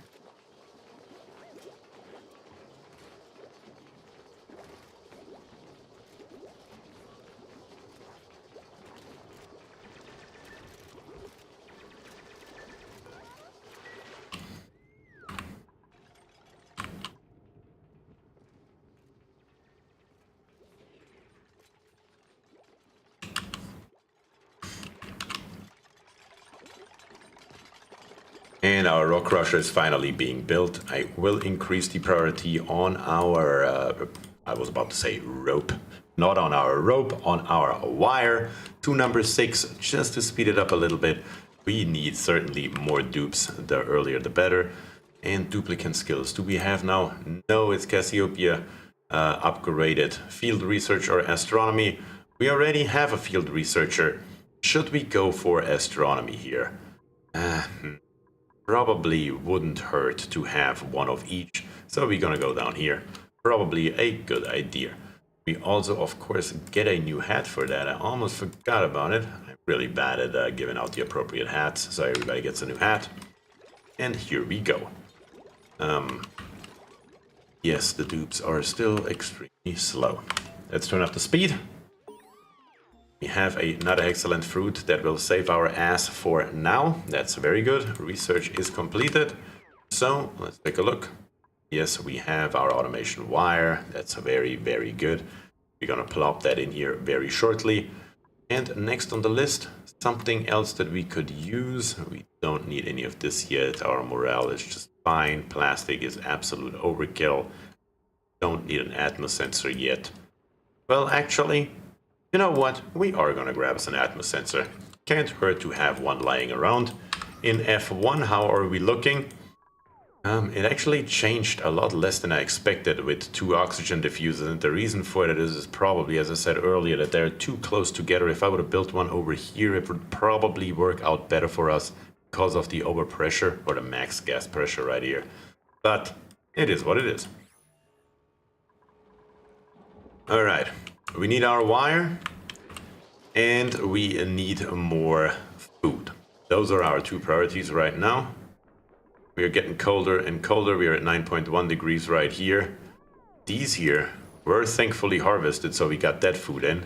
This one here is harvest ready, and it is currently sitting at 10.1 degrees, so please, for the love of God, harvest it and do it quickly. That would be nice. No harvest pending, why not? Didn't I just say enable? That is clearly a wrong message, but whatever. Another slight bug right there. We can produce now copper ore. We are using 100 copper ore and we're producing 50 copper. So 10 of them will give us 500 kilograms more than that for now. I am going to connect this wire right here. With the connecting this wire, our rock crusher here now has it power from our manual generator, but we still need this wire here to be completed ASAP. I also discovered something interesting a few weeks ago. If you have a pool of mixed fresh polluted water and the pitcher pump straws can touch both, the dupes can draw whichever water they want. Wait, there's a menu or something to choose from? Okay, if you tell it somewhere else in a bottle emptier you want polluted water, it would pull out the polluted water and pull out the normal water if you ask for normal water. Is that what she's saying? Huh. Yeah, I'm pretty sure that has always been a mechanic though. Yup, but that's not as fun as mopping the polluted water from the bottom of your water reservoir. Yeah, that is funny when you have literally a blob right there. The dupe comes with a mop and mops on the bottom of your water tank, literally submerged by 8 tons of water.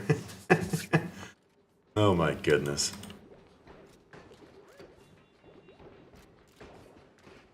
This game, it's just amazing. Next production, 95 seconds. We will see if we get a new dupe for our new member, Frozen Hair. Of course, we're not just gonna use any dupe. Hopefully it's something good that we actually could use. But we will see in about 90 seconds. Starvation. Why are you starving? Just go and eat something. There's literally nothing or nobody stopping you from doing so. Come on, Killjoy. Get it together, man.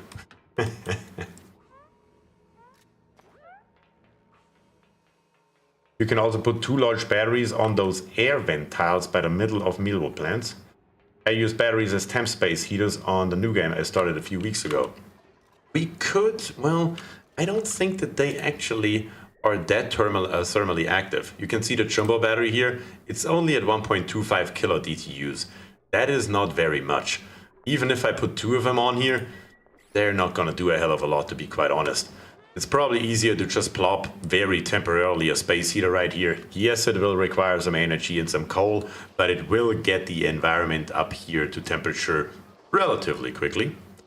And yeah, I think it's just, in this case, more efficient. We don't really need more batteries once we have this system here up and running. Once again, please stop doing what you're doing. That would be highly appreciated. There we go. Because as long as this wire here is not built, we are literally creating power and it goes nowhere. So that is certainly not good too. But by now, he should be able to go into power and grab us a smart battery. We don't have the 200 kilograms yet. Okay. How many have we built? 2. So that's only 100 kilograms. 2 more and we can finally build it. How far we are away from that heater? In fact, it's already unlocked in utilities. We can plop it right there. I am just waiting for the power output because it takes a lot of power, and Watt or J here is already running.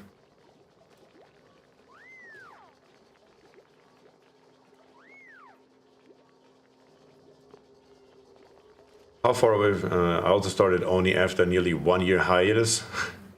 Yeah, it is interesting coming back to the game without having read anything about anything, right? I keep coming back to ONI after a long breaks. The anxiety drives me away eventually, and I take a long break. But ONI is the best game, so I always come back eventually. I couldn't agree more. It's a love-hate relationship, isn't it? You have a printing pod options for, let's see here. Refined metal would be nice. Well, let's see what we have. We have, of course, nothing on the right and even less than that here in the middle. But let's take a look at our dupes real quick. We have Harold, digging, another digger, really? There is not enough digging in this game that we could dig much more. We have Frankie, supplying, building, and farming. Increased air consumption rate, plus 100 grams per second. We could deal with that. Germ resistance, don't matter. Increased excavation, certainly doesn't hurt. Attribute bonuses while stressed. Plus 7 bonuses to all attributes while stressed. We gotta put him in some kind of torture chamber or something to make that work. Supplying plus 5, building and farming. You know what? Screw it. We're gonna go with old Frankie right here. So, Frankie, you are now not Frankie anymore. Of course, you are Frozen Hair. Frozen Hair, our newest member to the channel. Once again, thank you very much and welcome to the game. Of course, you will immediately, before I forget it again, get your skill. We are probably gonna give you improved construction. We already have a very good carrier. We already have 2 farmers. One is going to go to crop tending and one is going to go to ranching. Obviously, we will need more later. But right this moment, I need somebody who builds me some shit. So, Frozen Hair, you will be my builder. And right here, we're going to go straight for super hard digging with Manzano Ray. Super hard digging. You get your hat as well, of course. Very, very nice. All right, very good. Let's go straight to priorities and make sure that Frozen Hair's priorities are straight, because you will be building a bunch of stuff and you will be basically doing nothing else. Somebody has to build all this stuff that I want to build, and that is your job. Very, very nice. Hopefully start with this wire, because we really need it. We can already get ready. I will build the space heater right here, and I will, well, somewhat hook it up to power, I guess. We're gonna connect it right there. Gonna use the snipping tool and snip it off. Just like that. At least we can get it ready, so we have it the moment we actually have some proper power supply. And look at that. Frozen Hair is here together with Deer Guard, and they're finally building my bloody wire. Very, very nice.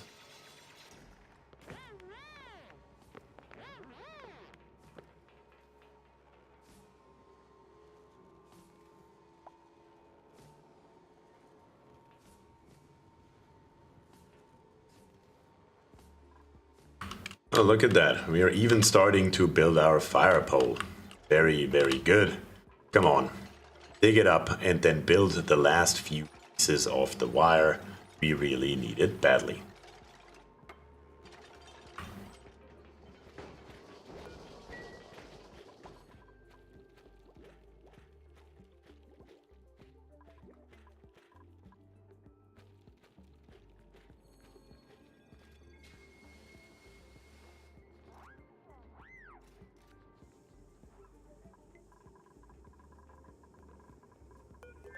Get rid of this ladder right here, for that matter. While we're at it, another duplicate skill. Who is it? Elfie. Not that I don't like you, Elfie, but don't really need another super hard digger right now.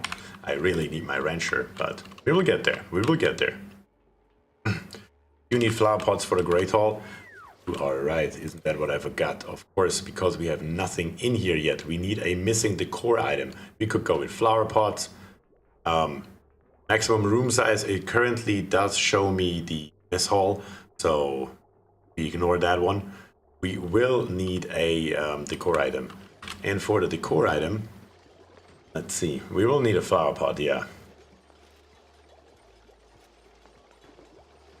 Yeah. See, it's the little things that I keep forgetting. Because usually at this point in the game, I feel like I have a decorator and I just ignore the flower pots for the Great Hall and I immediately put in a statue. But at the moment, I don't have one. So there's that. We are going to unlock us our large sculpting block though, so we have it available. Because eventually I want to rebuild here the bedrooms as well as the washing area right here, which they still haven't extended. How? How have you still not extended it? Come on. We need one more outhouse. How about I do it this way? And put this to a number 7 priority. That should be helpful. And down here on the bottom, this is getting built.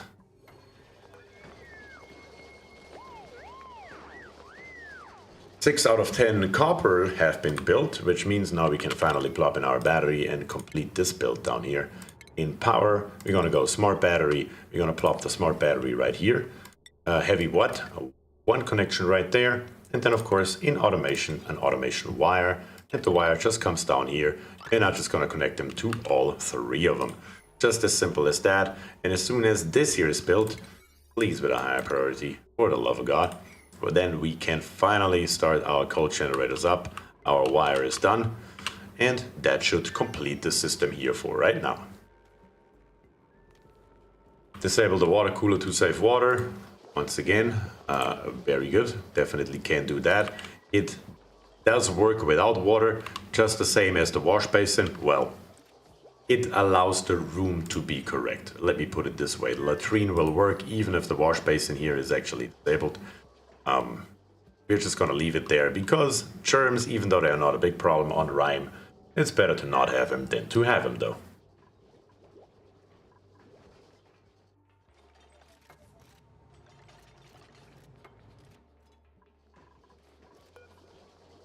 Rakeen. This here is the moo milk. Stress -15% a cycle and morale +2. That's actually pretty strong though. Especially on higher difficulties, -15 per cycle, that is a game changer. Interesting. Like I said, that is complete news to me. And you can also make moo milk substitute. How exactly do you do that? Again, it's a completely new mechanic to me. Alright. Killjoy is building our smart battery. That is very, very good. Come on, get it done. You know what? The impatience takes over once again. We're gonna set it up. We are going to say the height threshold right here sends a red signal when the battery is 100% charged until it is less than 0%. So we're gonna set this here to 95 and we're gonna set this here to 10. Of course, these here are currently manually disabled, so we're gonna re-enable them all. And as soon as that happens, we are ready to roll.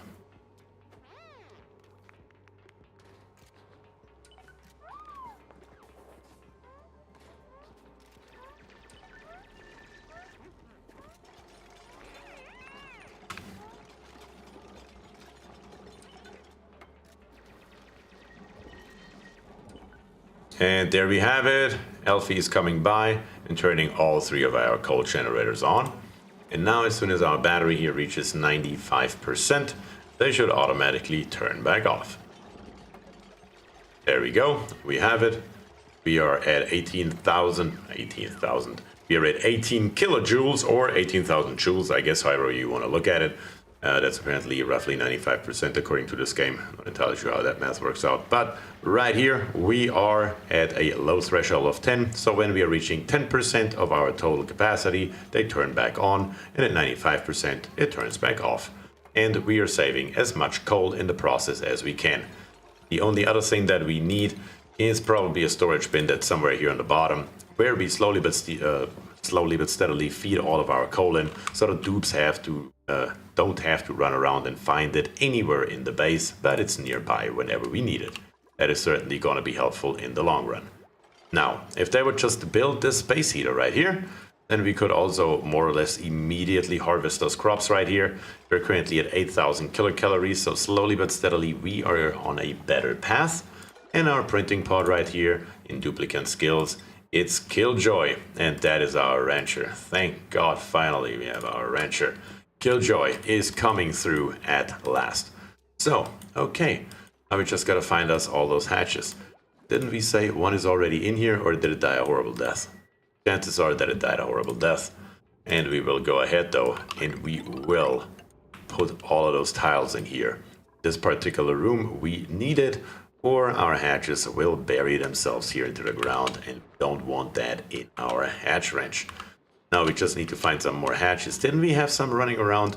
By now they may have died depending on how old they were. They have a life cycle or a lifespan of, what was hatches? Was that 25? They should still be around somewhere, so we just keep an eye open. Just yell at me in chat if you see one before I do. And then we can finally get our ranch started. In here we should have it in good grief. Consumable ore, coal, with a number 7 priority. That is what we're gonna put in here, and absolutely nothing else. So if a dupe is bored that can carry stuff, it will come down here and put some ore in there. And then next time around when we need it for our coal generators, we are ready to go with it. That should definitely be helpful in the long run. And now, come on, give me my space heater, please. In S3, slowly but steadily, we are getting colder and colder and colder all across the board. Even this meal wood right here is at 10.1 degrees. 11.6 on the left side here is looking slightly better, but also just marginally.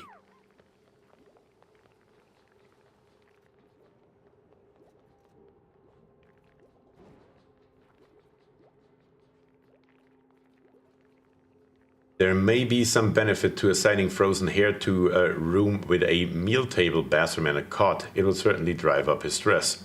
I agree. That would definitely help. Like I said, we need to probably build him some torture room that should keep his stress at around 60% at basically all times. At the Crushers and Critter. Good catch, Cassiopeia. Thank you very much. There we go. Number 9 priority. We are going to wrangle you right away.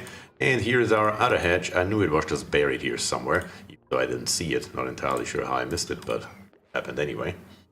And in the hall on the left side, 2 hatches. I don't see him over here. There is a hatch egg. There is a bored hatch. We found one. It has an age of, so there a 100, that's what it was. Wrangle it, number 9 priority. Now, where do we have any more? There's one. Wrangle this one. And any more that I can see here? They're kind of hard to spot unless you zoom in way far. But eventually they will come out and we will catch them all and slap them into our ranch right here. Very, very good. Here, can you please be dropped off in here with a number 9 priority? Whatever you do, stop it now, grab the hatch and drop it in the damn ranch, please. We need them rather earlier than later. We are at 1,395 calories. So what we also need is, with a higher priority, please, this right here. We need our space heater, so we can then grab our 2 meal woods here right away. We are basically playing the entire time here, since like 10 cycles or so, on the absolute edge of starving to death. It's hilarious, really. Not entirely sure how we made it this long. There's another one in the lower left, same hole. You mean over here? I don't see one. There's another one next to the first one. First one was this one here, I believe. Don't see any. I don't see anymore anywhere. You can't just select the capture and drag it over the map to mark everything in the area for capture. Oh, that's probably the best idea I've ever heard. Tried. Yes, there is another one down here. Are you serious? That's crazy. Do it again with a level 9 priority. There we go. That should take care of everything, I hope. Where's the one that wasn't here again? Did it again bury itself down here somewhere? Oh my god. Yeah, it's time the frozen hair comes by and builds us tiles here. That should take care of this problem here comparatively quickly. I don't see it either. It was there not long ago. Those things are pretty elusive, not gonna lie. But down here, everything is still going exactly to specification, as that should be. In F1, we are still okay. I was thinking about building a carbon dioxide remover down here in the bottom, but at the moment, the truth is, it's not necessary. We're still totally fine without a problem. Eventually, I may move that oxygen diffuser over here where it belongs, but we will see how that goes. In research, let's take another look. What could we use next? There is at this point really no pressing priority, to be quite honest with you. We could go improve plumbing, for example. That's totally fine. Material sciences, it's too early for that. No, yet. We could go, you know what, we could go smart storage. If our dupes are bored, they can always throw something into the automatic dispenser, out of which we will build an infinite storage for our solids. Natural gas, we don't have any. Oil refinery, we haven't found any. Petroleum generator, don't have any. And agriculture, eventually the hydroponic farm, but for that we need to produce a little bit more heat. Now, let's turn on our space heater right here to heat up this area here just slightly. We don't need a lot, and as soon as that is done, we will be good. Why do you have linked power transformers? Wouldn't just one work? Yes, it would, but currently our potential load on our wire is already at 780. Very, very shortly we will exceed the 1000 watt limit, and then we have either the choice to replace all of those wire here with a better wire or just put in a second one. And in the beginning, I believe as long as we don't have a sustainable supply of refined metals, it is a better option to put in a second wire so we have 2000 watts available instead of upgrading the wire.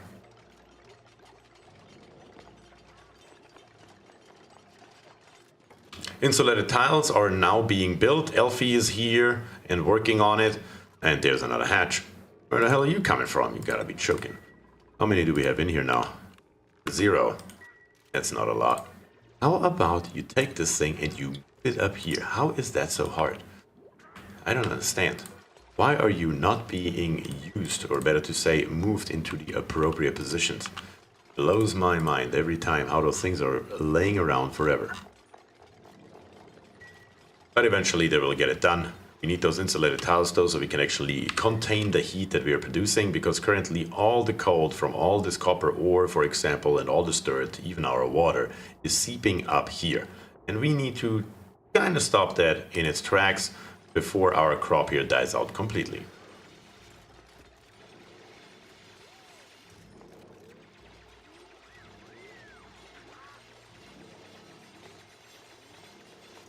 I mean, there's an iron volcano just sitting there that will solve so many of your problems with this in this colony. I think it would replace them with much worse problems, but that would be more entertaining. Oh my god. I need to turn up the priority on your rancher. Yes, you're 100% correct on that. Where's my rancher? I don't have a rancher. Of course, I haven't given him a priority because he hasn't done shit yet. So, let's do it. You are now ranching, and please don't do anything else. We have now 8 dupes. That is plenty to do all the other stuff. You can just focus on ranching, please. Thank you.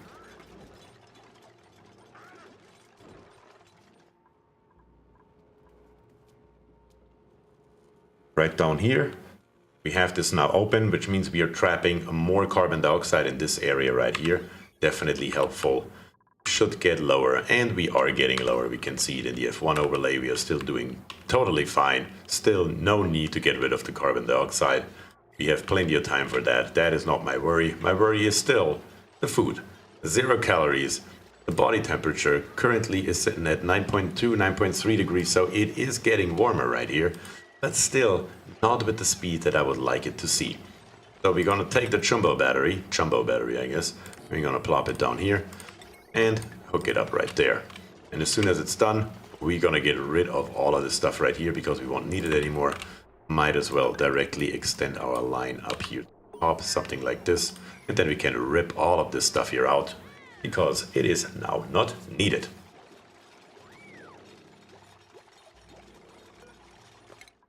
Research has been completed once again. We don't need animal control yet.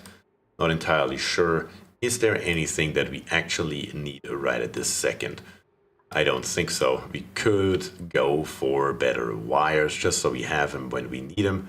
But you know what? We will do that so we are ready for renewable energies for the steam turbine when we get to our applied sciences research, but we are not quite there yet. But we already can think forward because we will need it eventually one way or another, so we might as well get ready for it.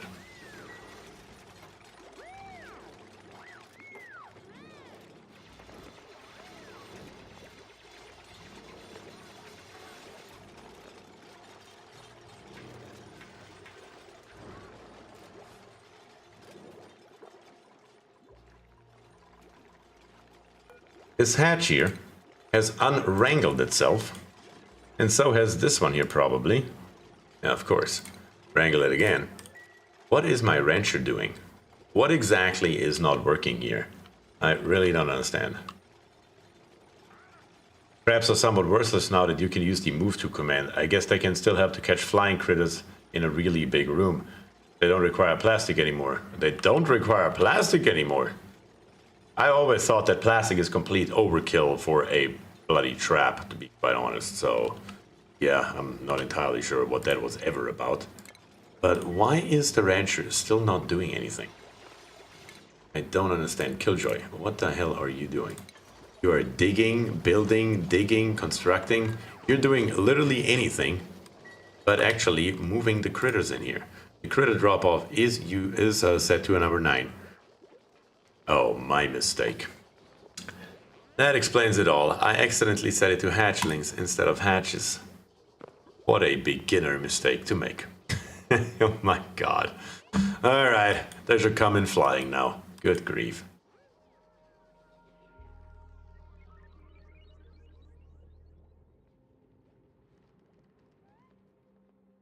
Moving wrangle critters is a blind task maybe instead of ranching. Yeah, that's not the problem. Didn't even need to get to the errands tab. Oh god. 9.1 degrees. It's not getting much better. Okay, let's go to here. That is our deconstruct menu right here. And we're gonna say power wires. Everything that's here can now go. We don't need it anymore. In F2, this wire here will stay. But all of these buildings right here can also be deconstructed. We don't need a single one of them anymore. As a matter of fact, I may put a second space heater in. It is heating, but just not far enough over, which is a problem. We are still at 0 kilocalories. Our dupes are getting more and more unhappy. We need to do something about that relatively quickly here. Let me get rid of all those exclamation points. They do get annoying, like I said earlier. There we go. Come on. I know that I have now most of the stuff that I need available. Very good. Now we just gotta deconstruct this stuff. Elfie is on the job. Very good. Space heaters on Rime are slow. Yes, they are. The thing is, though, I don't need to heat up the entire base or anything. I'm just trying to keep my mealwood high enough so it will actually produce. And these here are actually halted at 90%, which means they are basically done. So, yeah. The moment I can build another one, it should be good. And we don't need it for very long. Now that our insulated tiles are almost done. Why does it say here unreachable dig? That is absolutely an untrue statement, I would argue. Not entirely sure what that is about, but sure. If you say so, game, I believe it. I've done the same thing, sat there wondering why all my hatches were laying on the ground, wrangled in my range until I figured out it was only set to hatchlings and auto wrangle was turned on, yeah. Yeah. Now we are getting there. Our hatches are being groomed. Soon they're not going to be wild anymore. Slowly but steadily we are getting somewhere here. We have a sage hatchling egg. Sure, you can stay around too for all I care. Cannot even select it yet because we haven't seen one yet. Doesn't really matter too much for this very moment. We just need to get this ranch here full and then preferably build a second one right above it. In F3 we are looking okay in here. Well, negative 25 degrees. We probably should build insulated tiles back here at least. But at the moment, that's totally fine.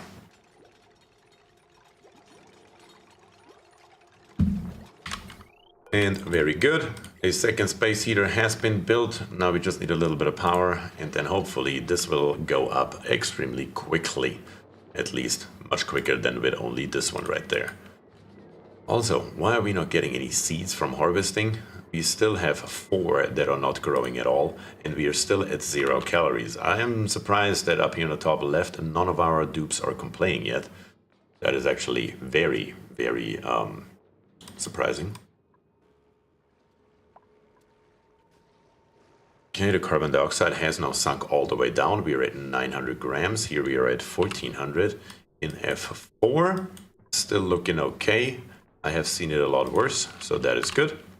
And then right here, we can slowly but steadily start to, well, make our base look the way it's supposed to look like. It can come down all the way here. And over here, as I said earlier, the fire pole goes on the left. We're going to start right there, and we're going to come all the way down here into the water for right now. Eventually, we will move this water out of the way so we can come further down. But for right now, that will do. Slowly but steadily, we are also making our way up here. The dupes have now more time. I didn't prioritize that because, well, it doesn't matter too much. Actually, this water here is freezing, it seems. Alright, right here, we're gonna go too high and we're gonna come over. Then somewhere around here, we're just gonna drain it all out. It will flow along here, fall down this ladder and into this basin right there. That should get the job done.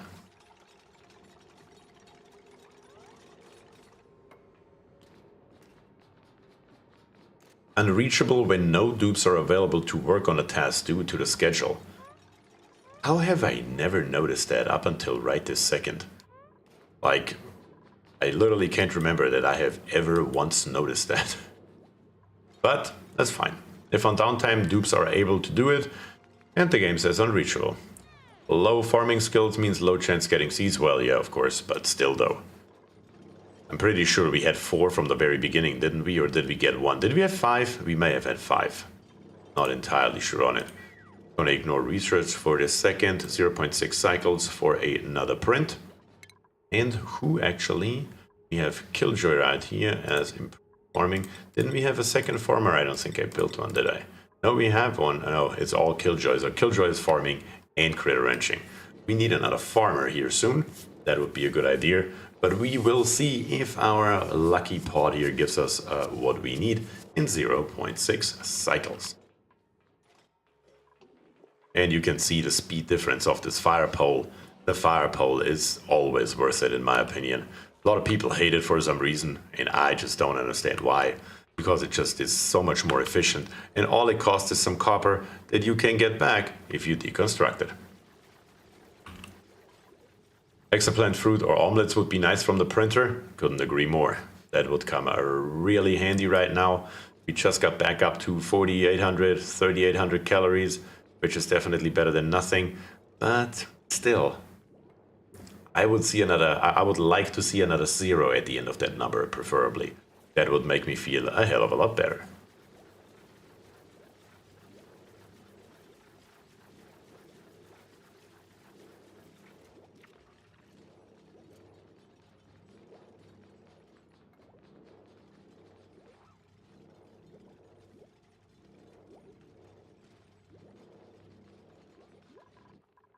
Yeah, we are looking decent.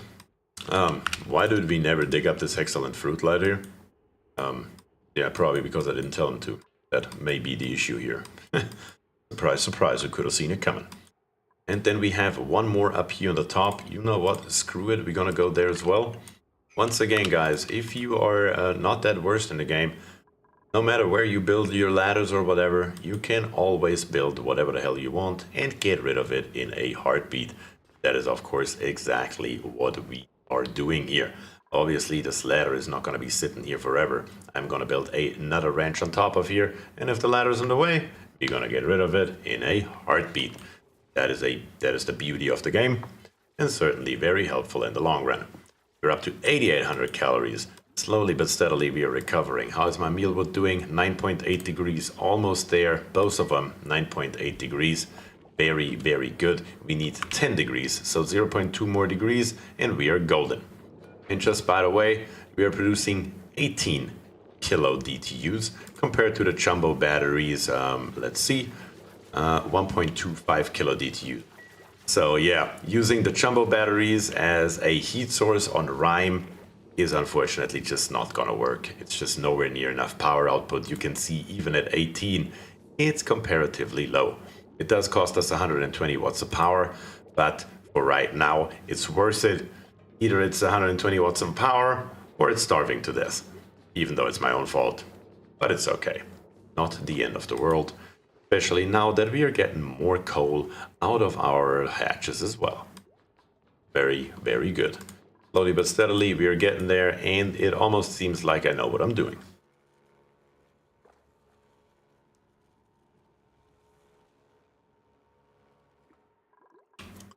Let's take another look into the priorities. It says here, or Jay says here, reduce the supplying priority for your farmer rancher. Did I have that turned up? I may have done that earlier. No? But I can turn it down, I guess. But in theory, it shouldn't matter. If my priority for ranching is that high, having no priority or a straight line priority, like this here should always overwhelm it. We shouldn't have to do anything else than this here theoretically. And I also don't think, because ranching really means using the grooming station and that kind of thing, and I don't think that our hatches are complaining about that. So that is okay. It shouldn't be a problem at all.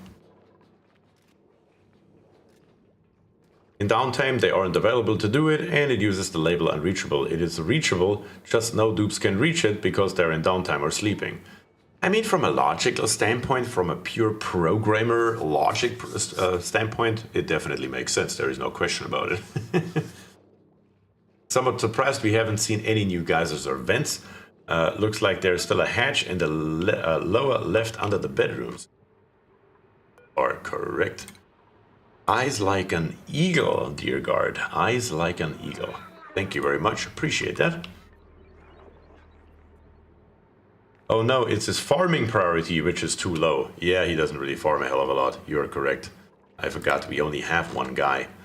That one guy is still Killjoy, so we're gonna put that up as well. Both of them full force until we have a second one. Why not move that head check above the water to the ranch with the new move command? You are correct. Above the water to the ranch. Oh, I see what you're saying. You want me to move it in here, because that makes sense. I agree. Let's do precisely that. Of course, the space heater with a temp sensor would be more efficient. Agreed. But from a non-programmer standpoint, that label is so misleading. Once again, I can't disagree. You know, it's kind of hard to make it right for everybody, isn't it? As a programmer, speaking out of experience, somebody's always unhappy with you. You could also move those eggs to the ranch. Yep. Do we have another one? I only saw this one. And of course we have the sage egg in here. And another hatch. Come here right away. But other than that, I don't see any more eggs. Yeah. No more eggs in sight. And this mealwood right here is now back up and running. 97%. This one here, 9.9 degrees. And this one here, 8.7 degrees, even though it's sitting right in the middle. Like I said, it's certainly not a sustainable thing. In F3 we can see it. There's not a hell of a lot going on here. We would have to basically build more or less a box around here out of insulated tile to make this here more efficient. But for right now, it is more or less just about survival until we are up and running here properly. We have a new printing pod. So let's take a look. The blueprint. We have sand. Yay, that's good. We have a shine nymph egg. Yay, that's also good. Yeah. I guess I could always use the eggs and an egg cracker. Do I have an egg cracker? Actually didn't pay attention. In food, yes, we do have an egg cracker. You know what? Let's plop us down an egg cracker. What is a good position for it? It doesn't really matter too much, does it? I can just plop it down here for right now. And in food, we should have an electric grill, which we can plop right here.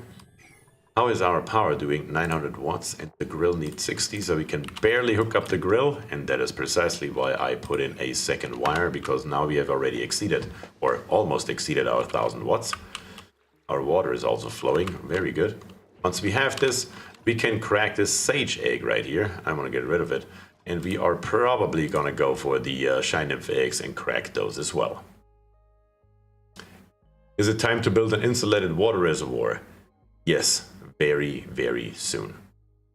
I'm a programmer and I still think it's misleading to have it labeled unreachable when no dupes are available to do the task, even though it's technically unreachable by an available dupe. I agree.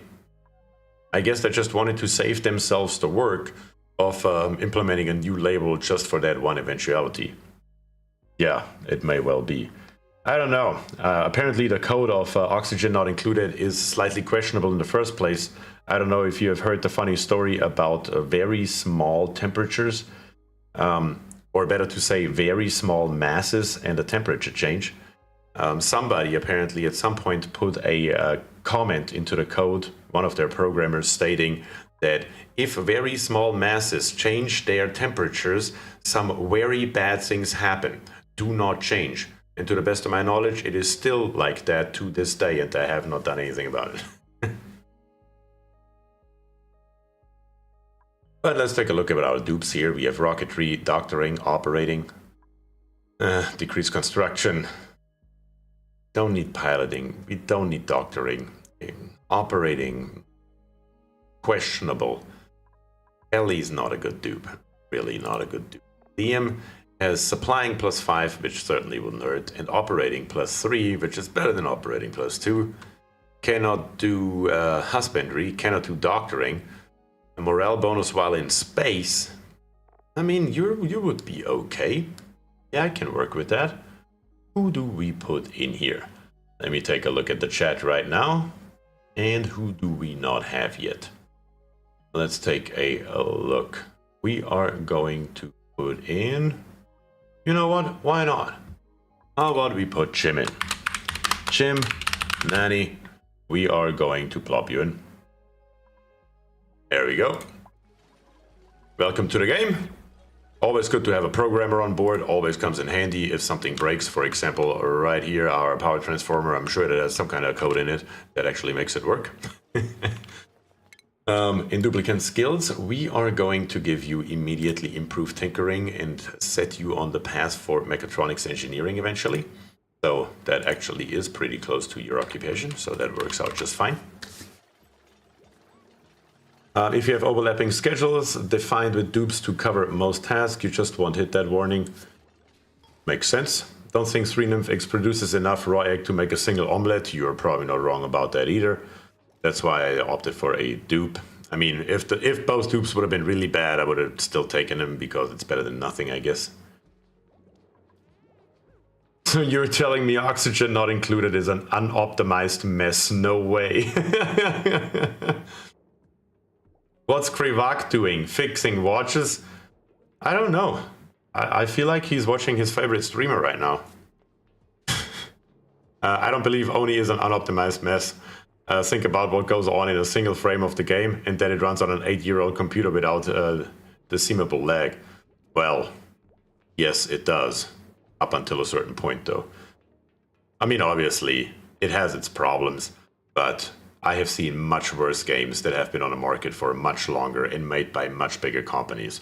Let's say that. You need 10 nymph eggs to make an omelette. Yeah. Programmer 1, my code doesn't work and I have no idea why. Programmer 2, my code works and I have no idea why. Oh my god.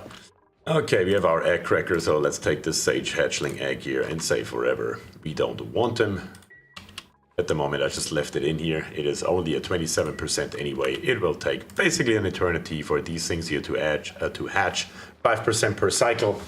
Yeah, 20 cycles to get there. Not really a good thing.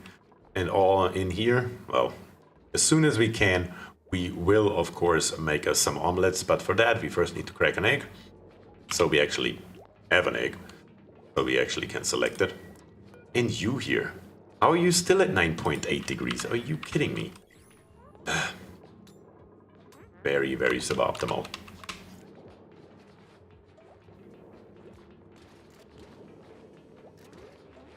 Mike Kelly, glad to see you live, Mr. Engineer. I built your V3 timer today on a gold volcano. I ended up getting a few tiny packets of gold that would not go below 500 degrees and just kept rotating around. It was funny to watch. It's funny you mentioned that because I just talked about that. That is a known bug in the game. There is actually a comment in the code of Oxygen Not Included written by one of their programmers once upon a time that nobody knows about. That states, with very tiny masses, if a temperature change occurs, very bad things happen. That has been written there years ago, and it has still not been fixed to this day. So, yeah. Unfortunately, there's not a hell of a lot you can do about it, other than when you see that you have a lot of those packets in your timer, you can change your temperature sensor to the opposite. It will let those packets through and then set it back to its original settings, and it should work fine again.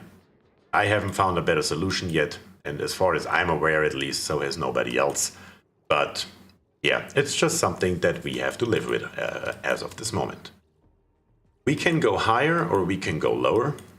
We are pretty low already, so I say let's go higher and come all the way up to here. Is this here chlorine gas? Of course it is. I'm gonna avoid that for a second. Let's go to right this point just to uncover a little bit more of the map in this direction. We are pretty far over in this direction already, and look at this here. We have a computer podium. Unfortunately, oh well, no, we can't go through Abyssalite. My mistake. We already have super duper hard digging. We don't need level 3 digging. It's not diamond. So we can dig a little bit further into this general direction here. just to see what's going on. Let's see here, too high. We can come, or we can dig this tile here up, come 2 more high. Something just like this here should allow our dupes to come up without doing anything fancy. Matter of fact, can't even get rid of this here. That should do it. And our dupes should be able to come up here and wander all the way over and allow us to see what's going on right there. As a reminder, not liking the stream is highly suboptimal. I couldn't agree more. Please rectify this error by clicking like and showing your support for me. Thank you very much, guys. I appreciate it. I don't know if my screen is correct or not, but we are up to 33 likes, which is absolutely awesome. I truly, truly appreciate your support. Every time you write a message in chat, every time you click the like button, it helps me out drastically, as you guys of course know, because I'm sure you haven't been on YouTube just since yesterday. And here we have a Jay. Of course, you will get a new hat as our 3rd super hard digger. Our dupes seem to be actually pretty busy right now. They were just a little bit bored a second ago, as Jay himself said. Jay himself was a little bit concerned about being bored, so we can definitely do something about that. Other than that, we will need to find us a location for our water. Let's take a quick look in F3. We are at negative 26 degrees. We could just build us a nice big reservoir down here, far away from our ladder. Preferably our ladder is going to come straight down here. Come hell or high water, we're gonna go through everything. So let's see, how can we accomplish that? With insulated tiles. We are going to go, what would be a location? Something like, let me think for a second, to make it easier to come over. Right there. That should do it. Right here, we're gonna come down, gonna come over. Nice and big reservoir. Plenty of space, especially for expansion. The nice thing is, if you have space underneath and you need more space, let's say we happen to get across so much water that all this here is full, we can always just add on a little bit more. Something like this here. Of course, not with this step in here. And then just dig out this, and all of a sudden it's a hell of a lot bigger. So that is obviously a very nice solution to the problem. We just need to have the space, and I think right here there's nothing in the way that I can see that could change when the dupes come over here and actually start digging. And as an added bonus, we have an excellent fruit right here. So we tell the dupes to come over here, start digging. Unfortunately, they will dig a little bit in the water, but they'll be fine. Yeah, there shouldn't be that big of a problem with it. Matter of fact, we can dig over here as well, just to uncover a little bit more of the map, and eventually we can then bring a ladder down here as well if we absolutely have to. But for right now, that looks pretty decent.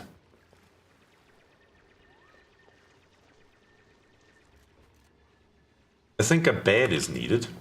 Oh, you are correct. We are low on beds, aren't we? As a matter of fact, the bedrooms here need to be changed completely. Speaking of the devil. All this here needs to go. Please, everything. Gonna dig all this here up. We can build more beds. Let's take a quick look at the radiation. Yeah, let's go 1 more higher for right now. That's probably the easiest solution to the problem. So right here, gonna build 2 more. And then right here, we're gonna dig it out. We can put 4 more cots in. It's good enough for right now. Obviously, eventually we will have to come up with a better solution. Eventually every dupe will have their own very, very nice bedroom. But for that, can we dig this here up now? Yes, we could actually dig this up. Huh. What is the better solution here? Yeah, I think for right now, we're just gonna go with the easy, quick solution of building 4 more cots up here that allows us to have 12 dupes. And then once we reach the 12 dupe threshold, we will fix this here, we will come further over, and we build individual bedrooms for all of them to be a little bit happier. But right now our stress is at a whopping 1%, so I don't see a problem at all.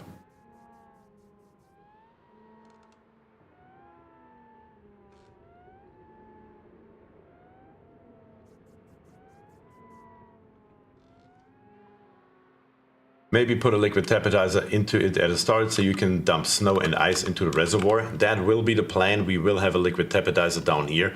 Unfortunately, I don't think I have it unlocked yet, no. The liquid tapidizer should be presumably in liquids, I would think. Let's see where you at. Bump right there. And yeah, I will have to unlock it to actually look at it. But if I remember correctly, it all by itself needs 900 watts of power, unless that has changed or my memory betrays me again. Yeah, problem is, right down here on the bottom, we need to come over with another wire, which would be a second wire, or better to say a third wire right here, that we have to come across here just to power the liquid tapidizer. And that is everything but optimal. Also, why is nobody filling our coal generators here? Let's give it the highest priority and a refill threshold of 50%. There's really no reason for you guys to not refill those things. We don't have an auto sweeper yet, so you gotta do it yourselves. You don't have a choice if you like it or not.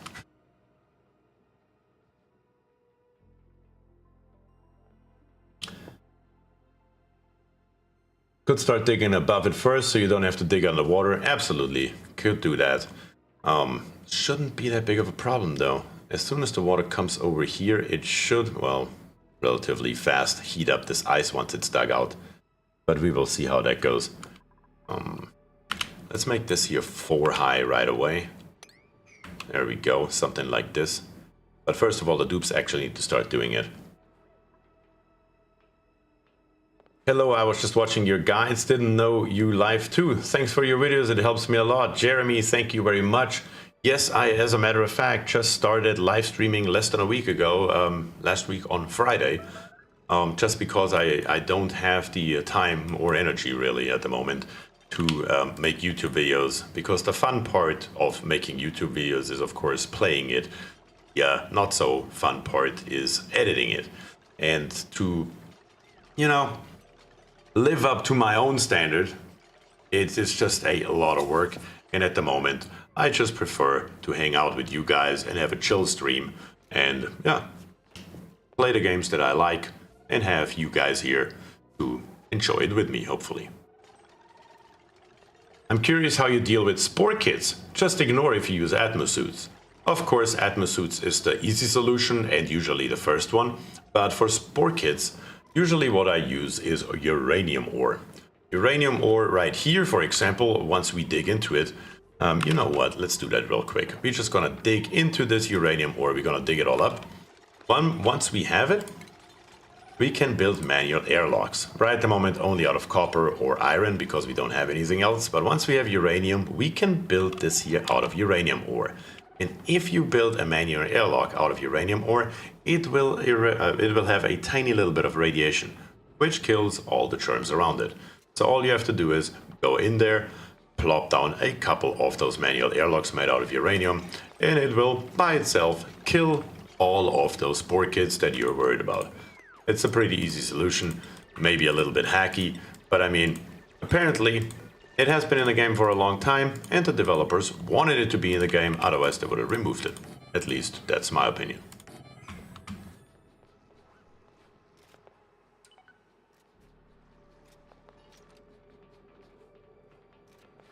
Should move Cassiopeia to the upstairs bedroom so she doesn't keep her poor roommates awake with her glowing personality. Yes, I will move her into the brand spanking new one up here all the way in the corner where she doesn't disturb anyone.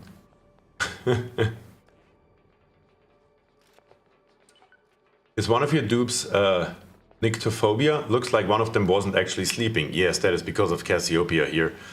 She's glowing and yeah, keeps the dupes around them awake. That is a problem.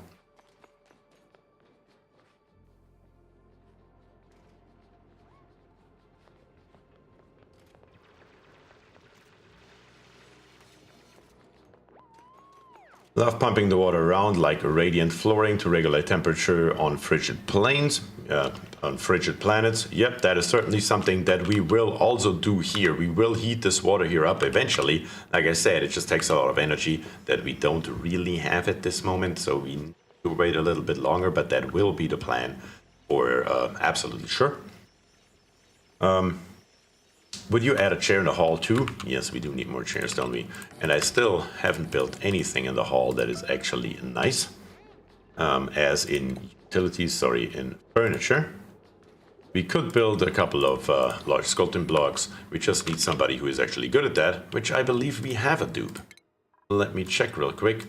we have one dupe that really likes art fundamentals, which is Killjoy himself. Yeah, that is actually a problem. That is actually a problem. Because Killjoy will definitely go for critter wrenching too and not for art fundamentals. Well, we will see here in 1.6 cycles. Maybe we are lucky and we are gonna get exactly what we need.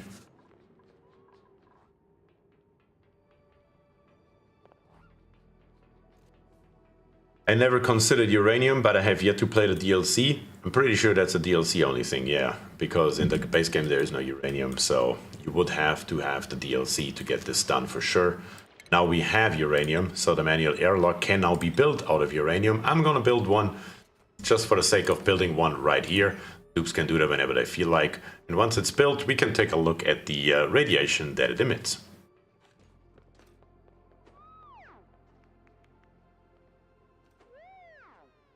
Poor kids belong in a stylish glass house in your Great Hall. Nothing says confidence like setting that up safely.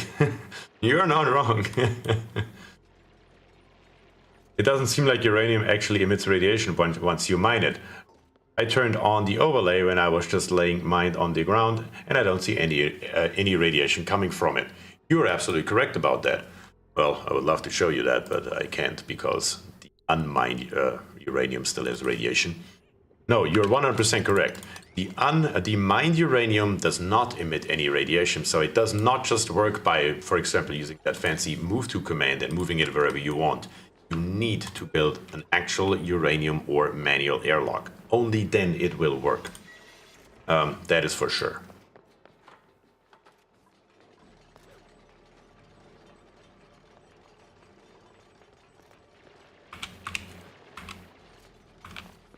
Once the last uranium here is mined, we will take another look in the radiation overlay, just to prove you right. And then once this here is built, we're gonna take a look at the manual airlock and see if that still works. Who knows, maybe they patched it while I was gone. Never know.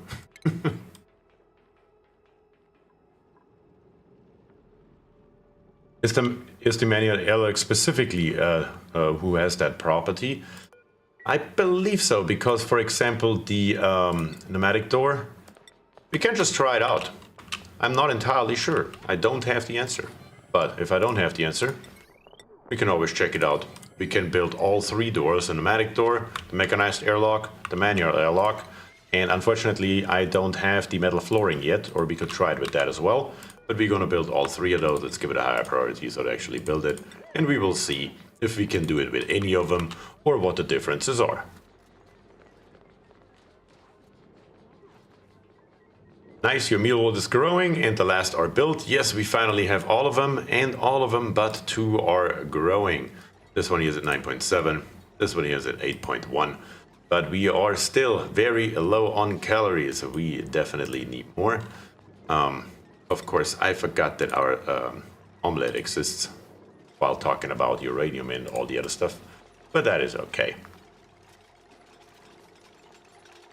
Let's see. Right here we have mined uranium, and still one piece right here. How about you dig that up real quick for me, will you? That would be really nice. Does it matter if the powered airlock is actually powered? No, it doesn't. Well, it does and it doesn't. It does because it is faster, but it still opens and closes it still opens and closes if it is not powered. So, yeah, it just depends on if you want your dupes to be able to go through faster. That's the only reason here. So we can look at the radiation overlay right here. The radiation from the actual uranium debris here is nothing. It doesn't exist. 0 rads all around. But right here we have the manual airlock. The actual lock is at 29. Then one tile away we are at 21. One more tile. Well, let's go up here. We are at, let's go to the left, 6.6 rads, and then to 0. So we can see it has a nice glow all around it. Then right here we have the normal door, the pneumatic door, and even though it is most definitely built out of uranium, it has no radiation around it. And then right here we have the automatic door. The automatic door actually has an even higher radiation, but a higher radiation only means one thing: it goes a little bit faster. So it's up to you which one you want to build. I usually just use the manual airlocks and call it a day. And I still forgot you right here. Well, I didn't. I guess I don't have a cart available other than this one. You really need to go ahead and up the ante a little bit here. Come on, let's get this built. But yeah, this here visualizes it very nicely. You have the pneumatic door, the automatic door, and the manual door. And my favorite is just the manual, because usually I'm not that much in a hurry, and it still goes extremely fast, in all honesty. In my LP2 playthrough, I used it to annihilate an entire oil biome full of sporkets.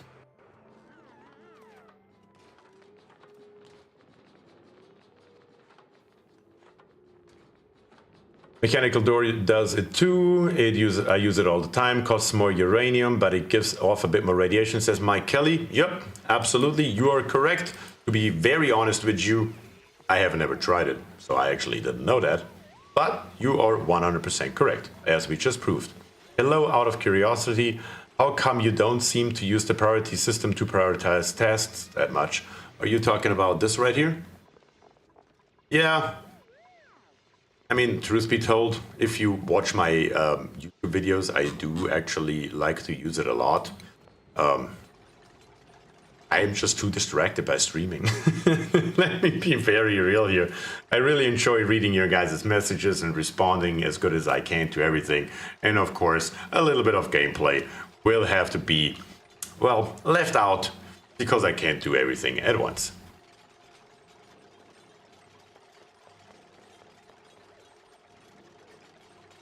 My question was in reference to Elfie's comment about powered airlocks being more radioactive than manual. Yep, as we just saw, and we can see it uses 400 kilograms in comparison to the 200 that we need for the manual airlock, so more uranium ore for a little bit more radiation. How much radiation my dupes send out? Let's take a peek. We're pausing it right here. 67 rads. Okay, screw the door. We're just gonna drop Cassiopeia in there and call it a day. There's a hatch in the Great Hall again. How do they keep showing up? I really don't understand it. I thought we got them all a long time ago. Apparently I was wrong. How many do we have now? We have 5 out of 8. Very, very good. Does not matter if powered or not on the radiation. On the radiation it doesn't matter. Yes, okay. Sorry, my mistake. Yeah, if you power it, that definitely doesn't make a difference.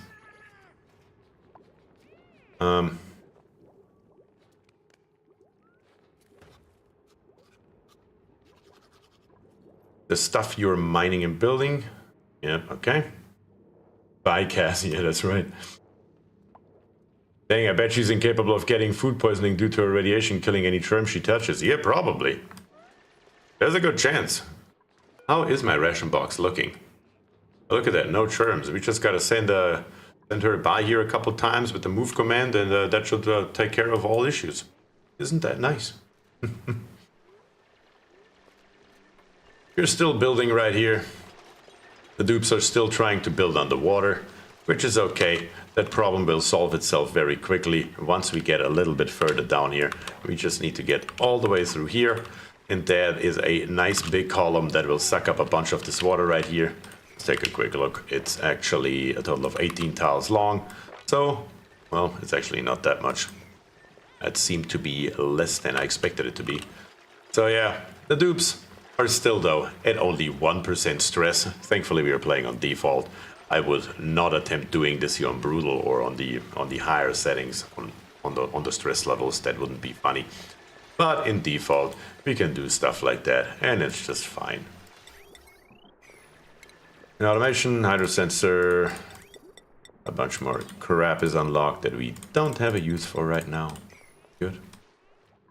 We can keep on going. Over here, a critter fluxomatic. Oh, look, we discovered. Isn't that nice? Well, right at the moment, we are not going to do a damn thing with that because we don't need it. But eventually, we will definitely take a look at what we can do with this as well. But right now, I'm just trying to unlock a little bit more of the map because we are pretty sparsely blessed with any sort of volcanoes. Right there is another one. Let's see what we got here. We have a cool slush geyser. Yeah, that's precisely what we need here on Rime. Not really helpful at this very moment, but definitely better than nothing as well. Later it will come in handy, but what do my eyes see right here? Natural gas geyser. Very, very nice. That is certainly something we are going to get us relatively quickly. So, before we do anything else, let's give the command to come. What's the easiest way to get over there? Probably... Yeah, we could go through right here, put in a liquid lock, and then come in. That's precisely what we're gonna do. Alright, right here, too high. Gonna come straight through all across here. And then we are going to build us a ladder. Let's see, do we have enough space? No, we do not. Let's get rid of 2 of them. With a ladder, we're gonna come up right here to roughly this height right there. And then we're gonna build us a 2-high path all the way over to the coal, and then we're gonna stop. Right here, we're gonna build us a liquid lock. Question is just, what liquid are we gonna use? Down here we have salt water. Salt water is a pretty nice thing to have because the freezing point is negative 7.5 compared to the freezing point of water. We haven't really found any polluted water yet though. Apparently there is nothing on this map, at least I haven't seen any. Wait. Beacon of the Devil may come in handy because the freezing point of polluted water is negative 20.6 and therefore it is predestined for a liquid lock on Rime. We're going to extract this here the moment we get to it. Very, very good. It all comes together slowly but steadily. Every once in a while, it just takes a little bit of patience.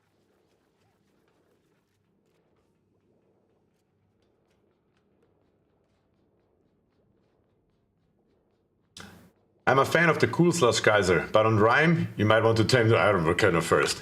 Yeah, I'm a fan of it too on basically any other map. I mean... basically, literally any other map. Just on Rime, it's, yeah. What are you gonna do with that thing? One thing that I don't need is to make the base any colder. Right? I spent most of my regular playthroughs praying to find the Cool Slush Geyser on a Rime map. They're about as useful as a CO2 geyser. Yes, I do need to change the bed for you. Thank you. I forgot about it again, didn't I? Here. Sorry, but you're now all by yourself in the corner. My current colonies were Dante. I found the Cool Slush Geyser pretty early, and I was happy that my dupes weren't going to asphyxiate. Yes, on this map you definitely need one. Again, here, I like the comparison. About as useful as a CO2 geyser. That hits the nail on the head, I would say.